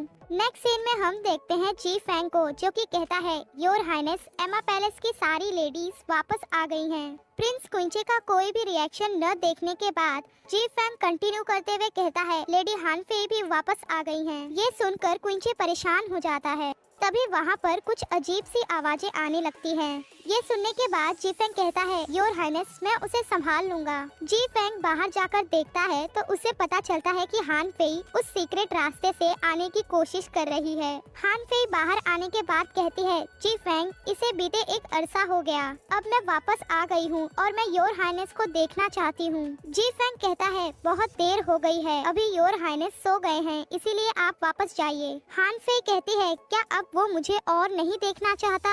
ये सुनकर जी फैंग को हान फेई के लिए बुरा लगता है। हान फेई प्रिंस क्विंचे के रूम की ओर देखते हुए कहती है वो अपनी बातों का कितना कच्चा है। जी फैंग, बता देना अपने मास्टर को कि मुझे लगता है कि वो सिर्फ पाने के लिए कड़ी मेहनत करता है, इसीलिए मैं इस टाइम के साथ खेलूंगी, मैं फिर आऊंगी। इतना कहने के बाद हान फेई वापस उसी सीक्रेट रास्ते से चली जाती है। नेक्स्ट सीन में हम देखते हैं शाम के टाइम हान फेई वापस आ जाती है। ये देखकर जी फैंग कहता है लेडी हान फेई, बार बार परेशान करना बंद करो। लेकिन हान फेई तो उसे इग्नोर करते हुए प्रिंस क्विंचे के रूम के बाहर चक्कर लगाने लगती है और अंदर बैठे प्रिंस क्विंचे को भी हान फेई के कदमों की आवाज सुनाई देती है। हान फेई रुक जाती है और कहती है मैंने इस बारे में बहुत सोचा, लेकिन मुझे कोई भी ऐसा रीजन नहीं मिला कि तुम मुझसे इस तरह से ठंडा बिहेव करो। लेकिन फिर भी मैं गेस करती हूँ कि जब मैंने तुम्हें लेटर लिखा था तो जरूर उसमें कुछ गलत हो गया। तभी जी फैंग हान फेई के आगे आते हुए उसे रोकता है, लेकिन हान फेई उसे बहुत ही अजीब सा लुक देती है और फिर अपनी बात कंटिन्यू करते हुए कहती है मैं सावधान नहीं थी और मेरी हैंडराइटिंग भी बिल्कुल तुम्हारी जैसी ही है। मैं तुम्हें ये समझा सकती हूँ, एमा पैलेस में कैलीग्राफी का टेस्ट था और जब मैंने तुम्हारी हैंडराइटिंग देखी तो वो मुझे बहुत ही पसंद आई और मैंने बहुत ज्यादा प्रैक्टिस की और उसे चुरा लिया। तुम्हें चोट पहुँचाने का मेरा कोई इरादा नहीं था। हान फेई दरवाजे पर कान लगाते हुए कहती है अभी भी उसने कोई जवाब नहीं दिया। तभी ताओबाओ कहता है होस्ट, सिचुएशन असिस्टेंट को एक्टिव कर रहा हूँ। हान फेई कहती है हाँ जरूर। ताओबाओ कहता है तैयार हो जाओ। इसी के साथ हान फेई नीचे गिर जाती है क्योंकि उसके ऊपर सिस्टम बहुत ही ज्यादा प्रेशर डाल रहा होता है। हान फेई मन ही मन चिल्लाकर कहती है ताओबाओ, धिक्कार है तुम पर, कितने काइंड तरीके से तुमने हीरोइन को बेहोश किया है। ताओबाओ कहता है होस्ट, इतने नाजुक समय पर इस तरह के ट्रिक्स का यूज करा करें। जी फैंग चिल्लाकर कहता है योर हाइनेस, लेडी हान फेई बेहोश हो गई हैं। प्रिंस क्विंचे उठने की कोशिश करता है लेकिन उसके पैर काम ही नहीं करते, जिसकी वजह से वो गुस्से से हाथ पटकते हुए कहता है उसे अंदर लेकर आओ। नेक्स्ट सीन में हम देखते हैं हान फेई बेड पर लेटी होती है और प्रिंस क्विंचे उसे देख रहा होता है। तभी हान फेई की आंखों से आंसू गिरने लगते हैं और हान फेई मन ही मन कहती है मेरी आंखों के साथ क्या गलत है। हान फेई रोते हुए नींद में ही कहती है मुझे मत छोड़ो योर हाइनेस। फिर तो हान फेई गुस्सा करते हुए कहती है ताओबाओ, ये मेरे जैसा बिल्कुल नहीं है, ये सब मेरे लिए बहुत ज्यादा शर्मनाक है। लेकिन ताओबाओ कहता है मैंने कुछ भी नहीं सुना होस्ट। असल में गाइस, हान फेई खुद ये सब नहीं कर रही है, ये सब सिचुएशन के हिसाब से हो रहा है। हान फेई कंटिन्यू करते हुए कहती है मैंने तुम्हें बहुत मिस किया। प्रिंस क्विंचे हान फेई के आंसुओं को पोंछता है और कहता है क्योंकि अब तुम जाग गई हो तो इसे जाने दो। हान फेई फटाक से आंखें खोलती है और प्रिंस क्विंचे के हाथ को पकड़ते हुए कहती है तुम मुझे तंग करके इस तरह से छोड़ नहीं सकते। आखिर तुम्हारे साथ क्या गलत चल रहा है और अब तुम मेरे साथ ईमानदारी से। मैं हान फेई मुँह फुलाते हुए कहती है तुम दूसरी लेडी से शादी क्यों कर रहे हो। ये सुनकर प्रिंस क्विंचे हान फेई को अवॉइड करने लगता है। हान फेई फटाक से उसके सामने आ जाती है और ये देखकर प्रिंस क्विंचे कहता है तुम ये क्या कर रही हो।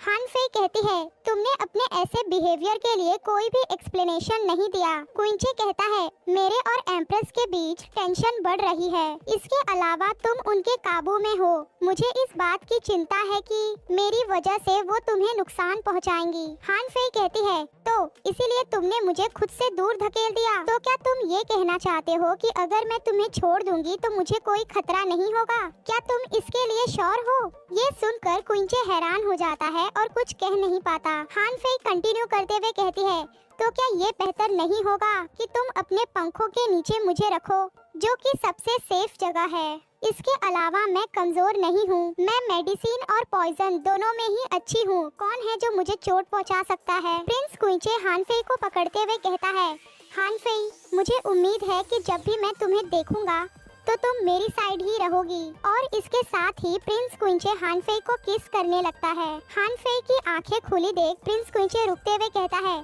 अच्छी बनो और अपनी आंखें बंद कर लो। हानफेई की आंखें बंद करते ही प्रिंस कुइचे उसे एक बार फिर किस करता है। फिर हमारा सीन शिफ्ट होता है 2 घंटे बाद। हानफेई और प्रिंस कुइचे दोनों ही शर्माते हुए बेड के अलग अलग कोनों पर बैठे होते हैं।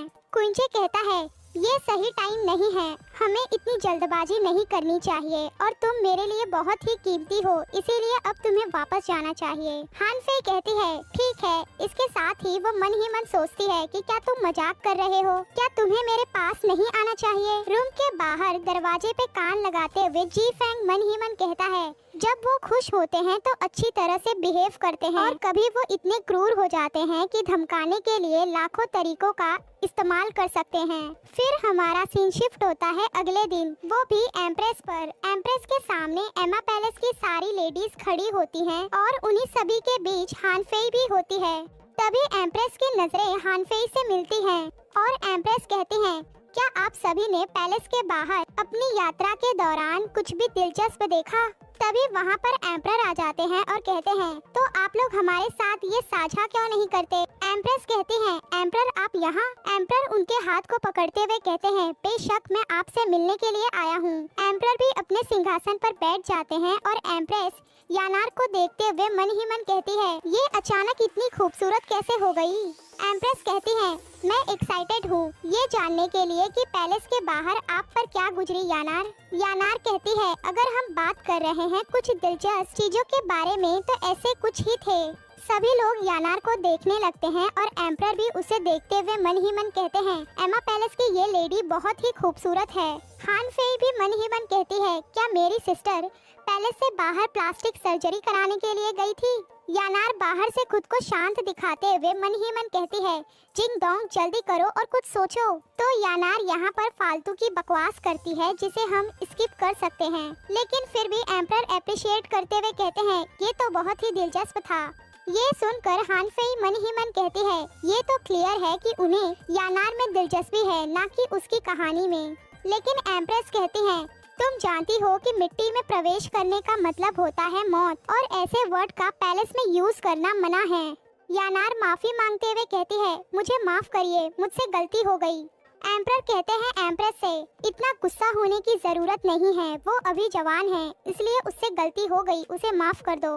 एम्प्रेस कहती है, आप सही कह रहे हैं, इस जैसी लेडी को जिसे कुछ भी नहीं पता, उसे सिर्फ पैलेस के रूल्स को कॉपी करने की सजा दी जानी चाहिए। हानफेई मन ही मन कहती है, बस मुझे मत देखना प्लीज, मुझे मत देखना। लेकिन एम्प्रेस हानफेई से ही कहती है, हानफेई मैंने सुना है कि तुम वाटर साइड विलेज में थी और वहाँ पर तो डाकू भी आए थे, तुम ठीक तो हो ना? हानफेई मन ही मन कहती है, ये सच है कि आप किसी चीज को लेकर जितना ज्यादा डरते हैं उसके होने की संभावना उतनी ज्यादा बढ़ जाती है। हानफेई बताना शुरू करती है कि तब मैं सो रही थी जब डाकुओं ने पूरे विलेज को घेर लिया और मैंने पेट दर्द का नाटक किया और तब तक हंगामा किया जब तक कि उन्होंने मुझे जाने नहीं दिया। एम्परर कहते हैं, तो तुम भागी क्यों नहीं? हानफेई मन ही मन कहती है, मैं आपके यही पूछने का इंतजार कर रही थी। हानफेई कहती है, मैं एमा पैलेस से सीखी हूँ, तो आखिर मैं भाग कैसे सकती थी? एम्प्रेस हंसते हुए कहती है, योर हाइनेस, हानफेई हमेशा ही मेरे ध्यान को अपनी ओर खींचती है, ऐसा लगता है कि वो मेरी उम्मीदों पर खरी उतरी है। यानार नाटक करते हुए कहती है, ये तो बहुत ही डरावना लग रहा है। एंड में तुमने इस प्रॉब्लम को कैसे सॉल्व किया? क्या तुम्हें कहीं चोट लगी थी? एम्परर और एम्प्रेस भी बहुत ज्यादा एक्साइटेड हो जाते हैं आगे की कहानी सुनने के लिए। हानफेई कहती है, जैसा कि कहा जाता है कि सांप के सर को काट देना चाहिए, इसीलिए मैं छुपकर डाकुओं के सरदार के घर गई और मैंने उसके ऊपर एक मुट्ठी रेत डाल दी। उसे लगा कि मैंने उस पर पॉइजन डाला है, इसीलिए वो तुरंत बचने के लिए मुड़ा और मैंने उसी मौके का फायदा उठाया और उसे नॉक डाउन कर दिया। तो इस तरह से हमारी वो प्रॉब्लम सॉल्व हो गई। एम्परर क्लैपिंग करते हुए कहते हैं, लेडी हान, न केवल तुम बहुत हिम्मती हो बल्कि तुम बहुत ही समझदार भी हो। एम्प्रेस एम्पर से कहती है, इसीलिए मुझे लगता है कि हान फेई इस एग्जाम में फर्स्ट नंबर पे आने के लायक है। एम्पर हंसते हुए कहते हैं, हाँ बिल्कुल। ये सुनने के बाद यानार को तो मन ही मन बहुत गुस्सा आता है। नेक्स्ट सीन में हम देखते हैं शाम को। हान फेई अपनी निडल्स को निकालते हुए कहती है, आज मैंने यानार की चर्चा चुरा ली। वो चाहती थी कि मैं लोगों द्वारा हमेशा पीड़ित होती रहूं, तो मैं वो कैसे होने देती जो वो चाहती है। प्रिंस कुइचे हान फेई के गालों को पकड़ते हुए कहता है, बस उसकी जालों से सावधान रहो। हान फेई को कुछ अजीब सा महसूस होता है, इसीलिए वो प्रिंस कुइचे से कहती है, क्या आपने कभी भी बर्फीले मैदान के बारे में सपना देखा है? कुइचे कहता है, नहीं, लेकिन क्या वो जगह बहुत ही खूबसूरत थी? हान फेई हैरान होते हुए मन ही मन कहती है, क्या उसने सच में नहीं देखा? हान फेई प्रिंस कुइचे से कहती है, वो जगह खूबसूरत तो थी, लेकिन उसका रियलिटी से कोई लेना देना नहीं, इसीलिए आप इसे भूल जाइए। कुइचे हान फेई से कहता है, बहुत देर हो चुकी है और मैं थक भी गया हूँ, इसीलिए अब तुम्हें जाना चाहिए। हान फेई के जाने के बाद कुइचे कहता है, तो अब तुमने नोटिस करना शुरू कर दिया है यानार को, जो कि गुस्से से चीजों को फेंकते हुए कहती है, मैं तुम्हें मार डालूंगी हान फेई। यानार के गुस्से से जिंग डोंग भी डर रहा होता है। यानार मेकअप करती है और कहती है, मुझे अपने खेल को आगे बढ़ाना होगा। यानार काले कपड़े से खुद को कवर करते हुए अपने रूम से निकल जाती है। उसे आगे जाकर एम्परर का एक सर्वेंट दिखता है। जिंगडोंग कहता है, होस्ट, आपको इतनी परेशानी नहीं उठानी चाहिए। यानार कहती है, अपना मुंह बंद रखो, आखिर एम्परर इतनी रात गए यहाँ क्यों आएंगे? इस पर मुझे एक नजर डालनी चाहिए। तभी एम्परर भी आ जाते हैं और यानार उनका पीछा करने लगती है, लेकिन पत्थरों के पीछे जाने के बाद एम्परर गायब हो जाते हैं। ये देखकर यानार गुस्से से कहती है, मैंने उन्हें खो दिया। नेक्स्ट सीन में हम कुइचे को बुक पढ़ते हुए देखते हैं। एम्परर भी कुइचे को देख रहे होते हैं, जिसके अंदर उन्हें उनकी वाइफ दिखती है। एम्परर का सर्वेंट कहता है, योर हाइनेस, अब आपको और आगे नहीं जाना चाहिए, लेकिन एम्परर आगे जाते हुए टच करने की कोशिश करते हैं। कुइचे एम्परर के हाथ को झटकते हुए दूर कर देता है। ये देखकर एम्परर कहते हैं, तुम्हारी आंखें बिल्कुल तुम्हारी मदर की जैसी हैं। कुइचे कहता है, क्या ये मजाकिया नहीं लगता कि आप मुझे सिर्फ इसलिए देखने आते हैं क्योंकि आप मेरी मदर को मिस करते हैं? एम्परर कहते हैं, अगर तुम्हें ऐसा ही लगता है तो तुम मेरे खिलाफ जाने की कोशिश क्यों नहीं करते? नेक्स्ट सीन में हम देखते हैं यानार एम्परर को ढूंढ रही होती है, लेकिन तभी अपने ही कपड़े से फंसने की वजह से यानार एम्परर से ही टकरा जाती है। एम्परर यानार की हेल्प करते हुए कहते हैं, तुम मेरी एक पुरानी दोस्त जैसी दिखती हो, इसीलिए मुझसे टकराने के लिए मैं तुम्हें माफ करता हूँ। एम्परर के जाने के बाद यानार कहती है, जिंगडोंग, मैं गलत थी। क्राउन प्रिंस क्यूनमू किसी काम का नहीं है, काम का तो करंट एम्परर है। नेक्स्ट सीन में हमें बताया जाता है कि अफवाहें ये कहती हैं कि पैलेस के नीचे भूल भुलैया है, वो जगह गॉडेस ने अपने पीछे छोड़ी है। यहाँ तक कि ऐसा कहा जा रहा है कि वहीं पर गॉडेस को दफनाया गया है, लेकिन टाइम के साथ हर कोई इसके बारे में धीरे धीरे भूल गया, जब तक कि करंट एम्परर ने उस भूल भुलैया को खोलने का आदेश नहीं दिया था। यही एमा पैलेस की लेडीज का थर्ड एग्जाम होगा। ये सब जानने के बाद हान फेई खुश होते हुए कहती है, अरे वाह, इस एग्जाम में जीत हासिल करने वाली एमा पैलेस की लेडी खुद के पार्टनर को चुनने के लिए आजाद हो जाएगी। नेक्स्ट सीन में हम देखते हैं एमा पैलेस की सारी लेडीज एक जगह पर जमा होती हैं और आपस में बात करते हुए कहती हैं, अगर मैं ये जीत जाती हूँ तो मैं क्राउन प्रिंस क्यूनमू से शादी कर लूंगी। दूसरी कहती है, सेकंड प्रिंस भी बहुत ही अच्छे और जेंटल हैं। पहली मजाक उड़ाते हुए कहती है, क्या तुम सपना देख रही हो? बेहतर होगा कि तुम थर्ड प्रिंस से ही कर लो। दूसरी लेडी जवाब देते हुए कहती है, बिल्कुल नहीं, उस अपंग से मैं शादी नहीं करूंगी। ये सब सुनकर हान फेई गुस्से से मन ही मन कहती है, तुम लोग बस उसकी कीमत नहीं जानते। तभी ताबाओ कहता है, गुस्सा मत करिए होस्ट, लेकिन हाँ, मैं आपको बता दूं कि भूल भुलैया इतना आसान नहीं होगा। हान फेई कहती है, हाँ मुझे पता है, अगर तुम पर विश्वास करती तो मैं कब का मर चुकी होती। ताबाओ कहता है, कोई बात नहीं होस्ट, लेकिन आपकी स्ट्रेटेजी क्या है? हान फेई कहती है, मुझे लगता है कि हमें एक बार में सिर्फ एक कदम उठाना चाहिए।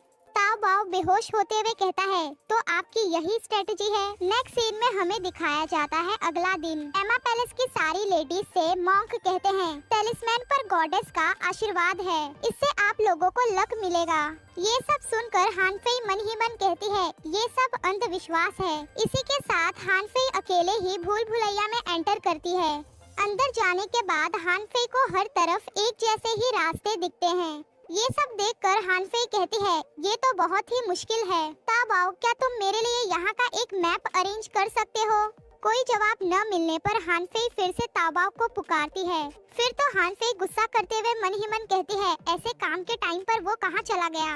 अब ऐसा लगता है कि मुझे इस टेस्ट को अपने दम पर पास करना होगा।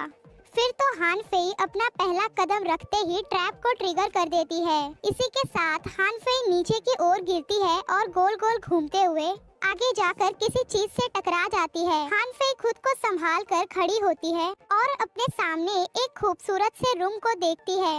हान फेई कहती है, क्या मैं इस छोटी सी खिड़की से लुढ़क कर अंदर आई? एम्परर ने कहा था कि ये हमारा टेस्ट है, लेकिन उन्होंने ये नहीं बताया कि हमें यहाँ करना क्या है। हमें सुरक्षित बाहर जाना है या फिर खजाना ढूंढना है। तभी हान फेई का ध्यान टेबल पर जाता है। उस पर कुछ पेपर्स रखे होते हैं और उनमें लिखा होता है कि जल्दी वापस आओ, मैं तुम्हारा इंतजार कर रहा हूँ। ये सब देखने के बाद हान फेई कहती है, ये तो एक लव लेटर जैसा लग रहा है और इसकी हैंडराइटिंग प्रिंस क्विंचे जैसी लग रही है। तभी वहाँ पर कुछ आवाज आती है। ये सुनकर हान फेई चौंकते हुए कहती है, लगता है यहाँ पर कोई आ रहा है। इसी के साथ वो टेबल के नीचे जाकर छुप जाती है। डोर खोलकर एक आदमी अंदर आता है और कहता है, तुम हो कौन और तुम्हारी हिम्मत कैसे हुई यहाँ आने की? हान फेई मन ही मन कहती है, धिक्कार है, मुझे पता था कि ये काम नहीं करेगा। हान फेई के बाहर आते ही वो आदमी ग्रीट करते हुए कहता है, योर हाइनेस। हान फेई चौंक जाती है और कहती है, क्या तुम मुझसे बात कर रहे हो? वो आदमी कहता है, 1000 साल हो गए। योर हाइनेस, क्या आप अपने गुइनान को भूल गई हैं? हान फेई हैरान होते हुए कहती है, 1000 साल? गुइनान कहता है, क्या आप ये भी भूल गई हैं कि ये आपका पसंदीदा कमरा है? ये सुनकर हान फेई कहती है, मुझे लगता है कि तुमने मुझे गलत इंसान समझ लिया है। मैं वो नहीं हूँ जिसे तुम ढूंढ रहे हो। गुइनान हान फेई के आजू बाजू घूमते हुए कहता है, आप बहुत गोल मटोल हैं, लेकिन फिर भी ये आप ही हैं। हान फेई मन ही मन कहती है, इस लड़के के पेच ढीले लगते हैं, तो मैं इसका इस्तेमाल करके इस जगह के बारे में जानूंगी। हान फेई कहती है, मुझे यहाँ से निकलना है गुइनान, तुम रास्ता क्यों नहीं बताते? गुइनान रोते हुए कहता है, योर हाइनेस, आप अभी तो आई हैं और अब आप जाने की बात कर रही हैं। आपको पता भी है कि मैंने आपको कितना याद किया। हान फेई उसे दूर करते हुए कहती है, नहीं नहीं, ऐसी बात नहीं है, मैं तो बस आसपास देखना चाहती हूँ। तो सीढ़ियाँ उतरते हुए गुइनान के पीछे चल रही होती है। तभी गुइनान कहता है, मेरी पपिट आर्मी पूरे समय से इस जगह की रखवाली कर रही थी। हम सभी ने आपको बहुत याद किया योर हाइनेस। हान फेई कहती है, क्या वे भी यहाँ रहे हैं 1000 सालों तक? गुइनान कहता है, हाँ बिल्कुल, हम मर सकते हैं लेकिन हमेशा साथ रहेंगे। ये सुनकर हान फेई कहती है, तो आप सब अकेले रहे होंगे ना? गुइनान को कुछ भी न बोलता देख हान फेई सीढ़ियों पे डगमगा जाती है और सीधा जाकर दीवार में टकरा जाती है। ये देखकर गुइनान घबराते हुए कहता है, योर हाइनेस, आपकी रक्षा न कर पाने के लिए मुझे पनिश करिए। हान फेई कहती है, अरे नहीं, ये तुम्हारी गलती नहीं है। गुइनान रोते हुए कहता है, योर हाइनेस, आपने मुझे लंबे टाइम से पनिश नहीं किया है, मुझे उसकी याद आती है, प्लीज मुझे पनिश करिए। हान फेई कहती है, मैं तुम्हें ऑर्डर देती हूँ, खड़े हो और मुझे रास्ता दिखाओ। गुइनान हामी भरते हुए फिर से आगे चलने लगता है। कुछ टाइम के बाद गुइनान एक बड़े दरवाजे के सामने रुक जाता है और हान फेई से कहता है, योर हाइनेस, ये आपका स्टडी रूम है, क्या आप इस पर नजर डालना चाहेंगी?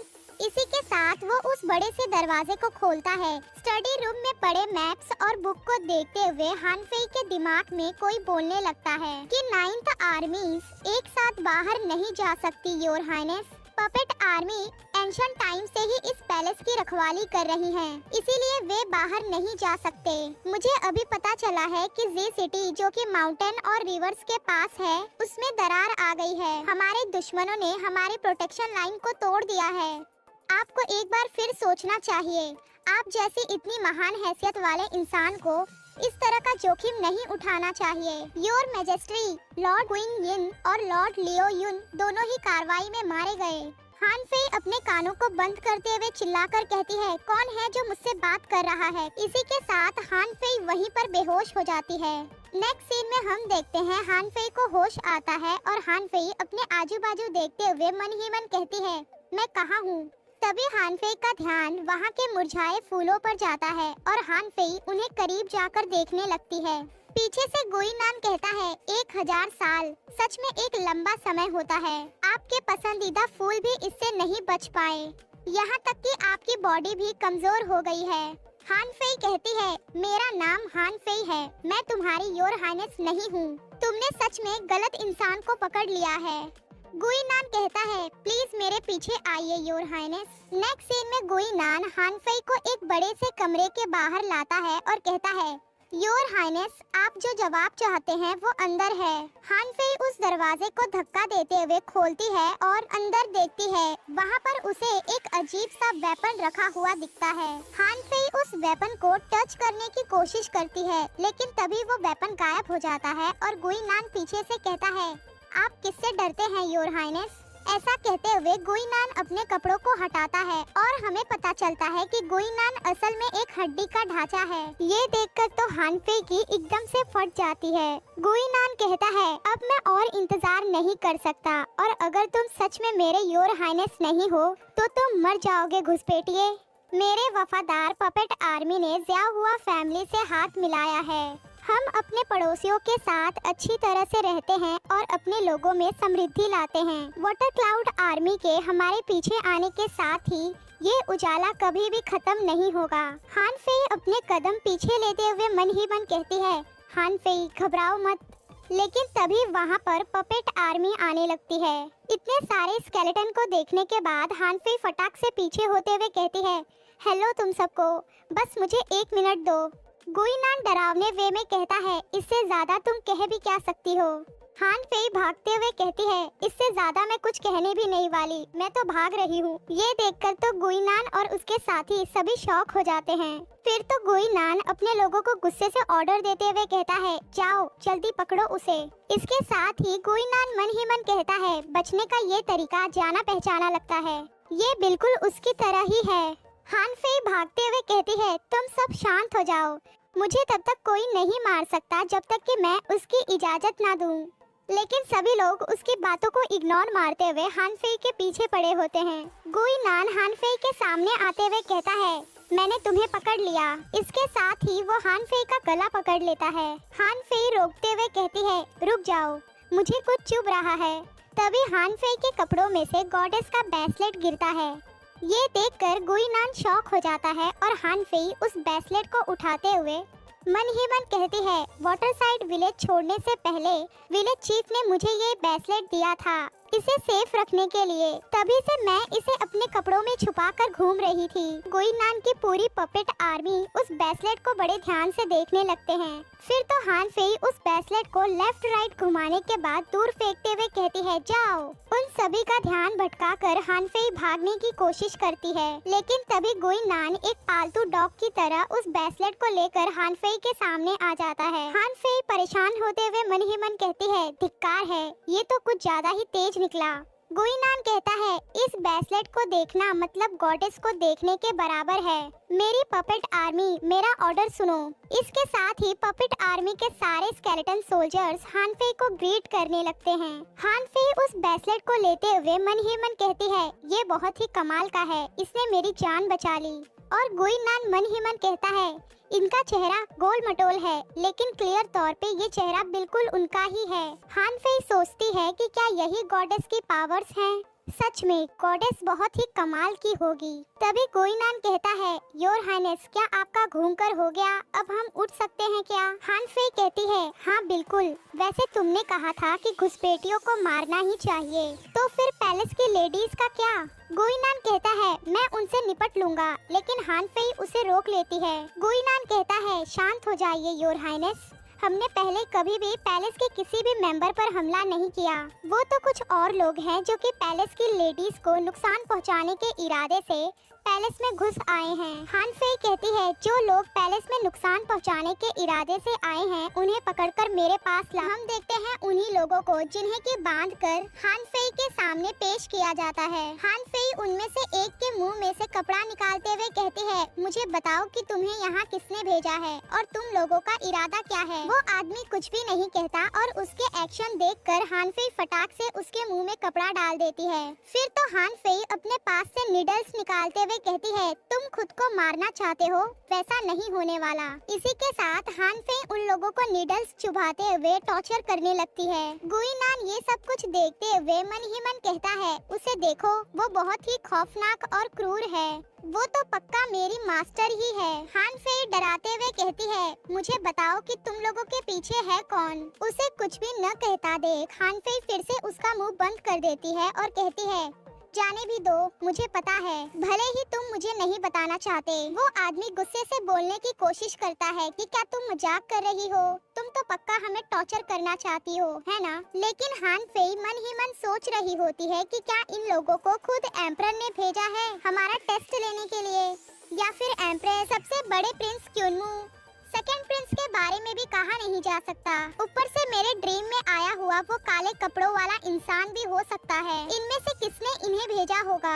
तभी उसके दिमाग की बत्ती जलती है और वो हैरान होते हुए कहती है, क्या इन सब के पीछे वाला इंसान क्विंचे का फादर है। अगर ये सच है तो उन दोनों का रिलेशन कितना अजीब है। नहीं, ये मजाक नहीं हो सकता। सबसे पहले मुझे खुद को डराना बंद करना चाहिए। हान फेई गुइनान से कुछ भी कहने में थोड़ा संकोच करने लगती है। ये देखकर गुइनान कोने में बैठकर रोने लगता है। हान फेई उसे समझाते हुए कहती है, देखो गुइनान, मुझे कुछ काम है, इसीलिए मुझे यहाँ से दूर जाना होगा। गुइनान कहता है, आप हमें फिर से छोड़कर जा रही हैं। हान फेई कहती है, चिंता मत करो, मैं तुमसे प्रॉमिस करती हूँ कि मैं वापस आऊंगी। ये सुनकर तो गुइनान और भी रोते हुए कहता है, पिछली बार भी आपके बिल्कुल यही शब्द थे।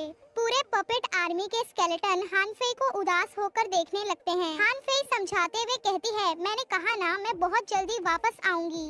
ये सुनकर गुइनान नाराज हो जाता है। हान फेई कंटिन्यू करते हुए कहती है, वैसे ये चीज बहुत ही एक्सपेंसिव लगती है। गुइनान कहता है, हाँ बिल्कुल, ये प्राइसलेस गॉडेस का राजदंड है। हान फेई कहती है, तो क्या ये गॉडेस के पावर्स का सिंबल है। गुइनान के हाँ बोलते ही हान फेई कहती है, क्या मैं इसे उधार ले सकती हूँ। गुइनान कहता है, ये तो आपका ही है। वैसे मुझे ये कहने में नफरत होती है, लेकिन योर हाइनेस, आप बहुत ही बेहुदा और खौफनाक दिखते हैं। नेक्स्ट सीन में हम देखते हैं भूल भुलैया के बाहर निकलने वाले रास्ते के ठीक सामने एम्परर और एम्प्रेस बैठे होते हैं। भूल भुलैया से बाहर निकल रही लेडीज को देखकर एम्प्रेस कहती है, ये सब क्या गड़बड़ है। एक सर्वेंट आगे आते हुए कहती है, ये सभी घबराई हुई लग रही हैं, मुझे माफ कीजिए।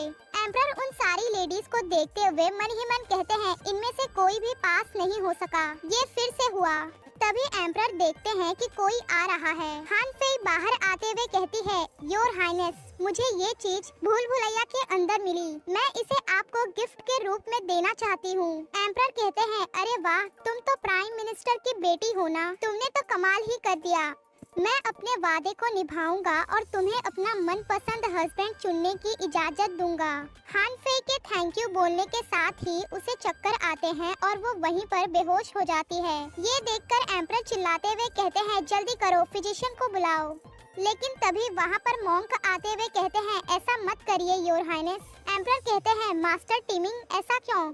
मॉन्क टिमिंग कहते हैं, योर हाइनेस, इस लेडी के डेविल होने की बहुत ज्यादा संभावना है जो हमारे देश को अलग कर सकती है। ये सुनकर सभी लोग शॉक हो जाते हैं। मॉन्क टिमिंग कंटिन्यू करते हुए कहते हैं, कुछ महीने पहले मैंने अपनी ज्योतिषी विद्या से कुछ अजीब देखा था। प्राइम मिनिस्टर के घर के ऊपर वाले आसमान में स्टार के निशान गायब हो गए थे।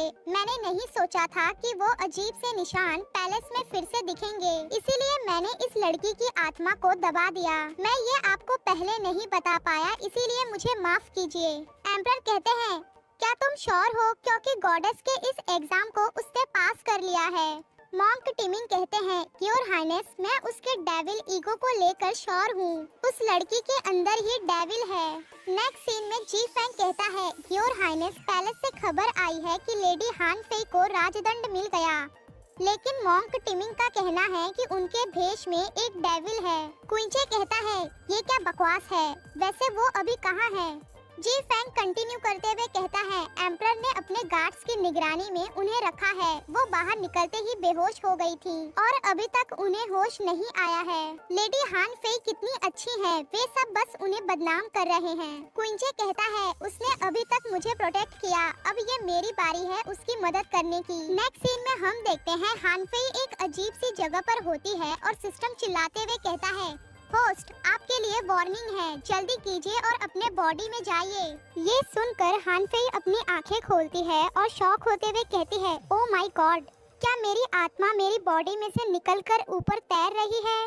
ताबाओ कहता है वो मॉन्क टिमिंग वाकई में बहुत ही काबिल है, उसने अपने जादू का इस्तेमाल करके आपकी बॉडी और सोल को अलग कर दिया है। ठीक है, हम इस बारे में बाद में बात करेंगे, सबसे पहले आपको अपनी बॉडी में वापस जाना चाहिए। हान फेई हामी भरते हुए बड़ी तेजी से अपनी बॉडी की ओर जाती है और उसमें से पार हो जाती है। ये देखकर हान फेई शॉक होते हुए एक बार फिर से ट्राई करती है, लेकिन इस बार भी हान फेई अपने बॉडी में नहीं जा पाती और रोते हुए कहती है मैं वापस नहीं जा पा रही। तभी रूम में मॉन्क टिमिंग आते हैं और कहते हैं इस लेडी की सोल खो गई है, ये बहुत ही अजीब हो रहा है, मैं तुम्हें अपने देश को नुकसान पहुंचाने नहीं दूंगा। इसी के साथ मॉन्क टिमिंग हान फेई के बेड के आजू बाजू टेलिस्मैन लगा देते हैं। ये देखकर हान फेई कहती है ये क्या अजीब सी चीज है। बॉडी के पास जाने की कोशिश करते हुए ताबाओ और हान फेई दोनों ही इनविजिबल मिरर से टकरा जाते हैं। ताबाओ कहता है आखिर मैं परेशानी में क्यों हूँ। हान फेई कहती है ये तो बहुत खूब है, हम बाउंस हो गए, अब तो मैं अपनी बॉडी के करीब भी नहीं जा पा रही। मॉन्क टिमिंग अपना बाकी का मंत्र पढ़ रहे होते हैं और हान फेई उनके टकले को ध्यान से देख रही होती है। ये देखकर ताबाओ कहता है होस्ट क्या आपको कुछ मिला। हान फेई कहती है देखो ताबाओ, काम की ज्यादा टेंशन की वजह से इनका सर गंजा हो गया है। फिर तो हान फेई उसके लिए नुस्खा लिखने लगती है। ये देखकर ताबाओ वहीं पर बेहोश हो जाए। हान फेई सोचते हुए कहती है मॉन्क टिमिंग इस टाइप के इंसान नहीं लगते जो यानार के कहने पर मुझे मारने के लिए आएंगे। तो एक मुद्दा ये उठता है कि उन्होंने ये पहचान लिया कि मेरी सोल इस दुनिया की नहीं है, तो आखिर वो यानार के पीछे क्यों नहीं गए। ताबाओ कहता है तो इससे ये साबित होता है कि आप और यानार अलग हैं। हान फेई शॉक होते हुए कहती है ऐसे कैसे हो सकता है। ताबाओ कहता है अगर सही से देखे तो सुप्रीम सिस्टम ने ये सब कुछ किया है, इसीलिए मैं इन सारे अंतर के बारे में नहीं बता सकता। ये सुनकर हान फेई कहती है अगर दूसरे शब्दों में कहे तो सुप्रीम सिस्टम वो नहीं था जिसने कि मुझे यहाँ बुलाया, लेकिन फिर मुझे किसने बुलाया। फिर तो वो दोनों ही सीरियस होकर सोचने लगते हैं कि आगे क्या करें। तभी हान फेई खुश होते हुए कहती है जो कि हम वापस नहीं जा सकते, इसीलिए हमें प्रिंस क्विंचे से मिलने के लिए जाना चाहिए। ये सुनकर तो ताबाओ गुस्सा करते हुए कहता है होस्ट आपका कुछ ज्यादा हो रहा है। इसके अलावा हमारे पास एक बहुत जरूरी मुद्दा है, आपको सबसे पहले इस मिस्ट्री को सॉल्व करना चाहिए। लेकिन हान फेई नहीं मानती और प्रिंस क्विंचे के पैलेस की ओर चल पड़ती है। वहाँ पहुँचकर प्रिंस क्विंचे को देखने के बाद हान फेई खुश होते हुए कहती है ओ मेरे प्रिंस चार्मिंग, तुम हमेशा ही अच्छे दिखते हो। ये सब देखते हुए ताबाओ बुराई करते हुए कहता है बस भी करिए होस्ट। तभी अचानक प्रिंस क्विंचे की नजरें हान फेई की नजरों से मिलती है, जिससे कि हान फेई शॉक होते हुए कहती है हे ताबाओ क्या ये मुझे देख सकता है। ताबाओ कहता है होस्ट आप इस टाइम पर एक भूत की कंडीशन में हैं, तो जिंदा लोग आपको नहीं देख सकते। अचानक विंडो से हवा आती है जिससे कि प्रिंस क्विंचे के बाल में लगा रिबन उड़ने लगता है और उसे पकड़ने की कोशिश में प्रिंस क्विंचे आगे बढ़ता है, जो कि उसके पैर काम नहीं करते, इसीलिए वो वहाँ पर गिरने लगता है। ये देखते हुए जी फैंग और हान फेई दोनों ही उसकी ओर बढ़ते हैं। जी फैंग तो बचा लेता है, लेकिन हान फेई प्रिंस क्विंचे को क्रॉस कर जाती है। क्विंचे की हेल्प न कर पाने की वजह से हान फेई बहुत ज्यादा निराश हो जाती है और ये देखते हुए कि वो हान फेई की दी हुई उस रिबन को भी नहीं पकड़ पाया, प्रिंस क्विंचे एक कड़वी से स्माइल करते हुए कहता है जी फैंग मुझे फादर से मिलना है। जी फैंग कहता है जी मैं समझ गया। हान फेई कहती है ये बाप बेटे की जोड़ी कितनी अजीब है। वैसे ताबाओ क्या भूल भुलैया में जो कुछ भी हुआ था वो तुम्हें याद है। ताबाओ कहता है मुझे नहीं पता होस्ट, मुझे वहाँ पर सिग्नल ही नहीं मिल रहा था। नेक्स्ट सीन में हम देखते हैं वहाँ पर एम्परर आ जाते हैं। जिसे देखने के बाद क्विंचे कहता है, फादर मेरे पास एक रिक्वेस्ट है। एम्परर सब कुछ इग्नोर करते हुए क्विंचे के फेस को टच करने की कोशिश करते हैं, लेकिन क्विंचे उन्हें अवॉइड करते हुए मुंह फेर लेता है। ये देखकर एम्परर कहते हैं, जो कि तुम मेरी बात के लिए एग्री नहीं करते तो आखिर मैं तुम्हारी रिक्वेस्ट को क्यों मानूं? ये सब कुछ देखते हुए हान फेई कहती है, सच में ये सब तो ड्रामा लग रहा है। और ताबा तो पूरी तैयारी करके बैठ जाता है आगे का ड्रामा एंजॉय करने के लिए। ये देखकर तो हान फेई ताबा को गुस्से से मारते हुए कहती है, तुम्हें क्या लग रहा है कि हम यहाँ पर फिल्म देख रहे हैं? क्विंचे कहता है, वो मर गई और आपने ऐसा होने दिया, क्या आप भूल गए हैं फादर? ये सुनकर एम्परर गुस्से से झल्लाते हुए कहते हैं, तुम्हें इस बारे में बोलने की इजाजत नहीं है। ये मेरा ऑर्डर है कि तुम इस बारे में कभी फिर से ना बोलो। सुना तुमने? क्या समझ में आ रही है तुम्हें मेरी बात? जी फेंग एम्परर से कहता है, प्लीज महाराज शांत हो जाइए। ये सुनकर एम्परर शांत हो जाते हैं। ये सब कुछ देखते हुए हान फेई गुस्से से कहती है, ये बकवास एम्परर, इसकी हिम्मत कैसे हुई मेरे प्रिंस को धमकाने की? एम्परर वहाँ की चीजों को देखते हुए कहते हैं, तुम्हारी रिक्वेस्ट क्या है? क्विंचे कहता है, फादर मैं और लेडी हान फेई एक दूसरे से प्यार करते हैं, इसीलिए हमें शादी करने की इजाजत दें। ये सुनकर तो हान फेई घबरा कर खुश होते हुए कहती है, ओ माय गॉड, क्या इसने मुझे प्रपोज किया है? और ताबा तो खुद को ही थप्पड़ मारते हुए कहता है, अब अपना दिमाग खोने का समय नहीं है। तभी एम्परर कहते हैं, नहीं। ये सुनकर क्विंचे शॉक होते हुए कहता है, लेकिन क्यों? एम्परर कंटिन्यू करते हुए कहते हैं, मॉन्क टिमिंग ने हमें बताया है कि वो लेडी डेमोनिक है, वो हमारे इस देश के लिए आपदा लाएगी, तो तुम्हें किसी और लेडी को चुनना चाहिए। ये सुनकर तो क्विंचे चिल्लाते हुए कहता है, मैं आपसे रिक्वेस्ट कर रहा हूँ फादर, क्या आप मुझे मेरा हिस्सा देंगे? एम्परर कहते हैं, तुम उस फैटी गर्ल के लिए बहुत दूर जा रहे हो। गार्ड्स, उस डेमोनिक चुड़ैल ने प्रिंस क्विंचे के माइंड को कंफ्यूज कर दिया है, इसीलिए मॉन्क टिमिंग को मेन हॉल में तैयारी करने के लिए कहो, ताकि हम उस डेमोनिक लेडी हान फेई को हराकर शांत कर सकें। नेक्स्ट सीन में एक सर्वेंट एम्परर के फरमान को पढ़ते हुए कहता है, डेमोनिक चुड़ैल लेडी हान फेई को यहाँ लाने का ऑर्डर दिया जाता है। देश को आपदा से बचाने के लिए मॉन्क टिमिंग को लेडी हान फेई से निपटने का आदेश दिया जाता है। ये सुनकर तो हान फेई की फट जाती है और हान फेई घबराते हुए कहती है, ओ ताबा जल्दी कुछ करो, वरना आज इस कॉमिक का एंड हो जाएगा। ताबा भी घबराते हुए कहता है, ओ होस्ट, मैं तो कुछ भी सोच ही नहीं पा रहा, मैं क्या करूं? अभी तक तो मुझे अपना लास्ट फॉर्म दिखाने का भी मौका नहीं मिला है। दूसरी ओर हान फेई की बॉडी को वहां पर लाया जाता है और ढेर सारे लोग मशाले जलाकर खड़े होते हैं। बेचारा क्विंचे भी चिल्ला रहा होता है कि फादर, हान फेई के साथ कुछ भी मत करना, वो कोई चुड़ैल वगैरह नहीं है। एम्परर कहते हैं, चिंता मत करो, ये तो कुछ मिनटों में पता चल ही जाएगा कि वो कोई चुड़ैल है या नहीं। इसके साथ ही एम्परर मन ही मन कहते हैं, मेरे बेटे को इस तरह से कंफ्यूज करने की तुम्हारी हिम्मत कैसे हुई हान फेई? चलो देखते हैं कि असल में तुम हो क्या। तभी मॉन्क टिमिंग कहते हैं, मैं पूरी तरह से तैयार हूँ, आज न्यू मून नाइट है तो ये हमारी मदद करेगा चुड़ैल को सामने लाने में। फिर तो एम्परर कहते हैं, अगर लेडी हान फेई सच में एक चुड़ैल है तो उसे तुरंत ही मार डालो। ये सुनकर मॉन्क टिमिंग कहते हैं, जैसी आपकी इच्छा योर हाइनेस। ये जानने के बाद कि एम्परर हान फेई को मार डालना चाहते हैं, क्विंचे जोर जोर से चिल्लाते हुए कहता है, नो फादर, ऐसा मत करिए। लेकिन उसकी कोई नहीं सुनता और मॉन्क टिमिंग अपना अमितबा का मंत्र पढ़ने लगते हैं। मॉन्क टिमिंग के मंत्रों की वजह से हान फेई की सोल उसकी बॉडी की ओर खींची हुई आने लगती है, लेकिन ताबाओ हान फेई की सोल को पकड़ते हुए कहता है, रुक जाइए होस्ट, अपने बॉडी में मत जाइए, अब मैं और देर आपको नहीं रोक सकता, अभी तक तो मैंने अपने लास्ट फॉर्म को भी नहीं पाया है। फिर तो ताबाओ इमेजिन करते हुए कहता है, उस लास्ट फॉर्म में मैं कितना ज्यादा हैंडसम और कूल लगता हूँ, लेकिन अब मैं आपको नहीं रोक सकता। इसके साथ ही वो दोनों एक चीख के साथ हान फेई की बॉडी में समा जाते हैं। तो हान फेई अब अपने आप को कैसे बचाएगी, ये सब हम जानेंगे आगे के चैप्टर्स में। आप लोगों को ये चैप्टर कैसा लगा कमेंट में बताइए, लाइक कीजिए, शेयर कीजिए और प्लीज सब्सक्राइब करिए।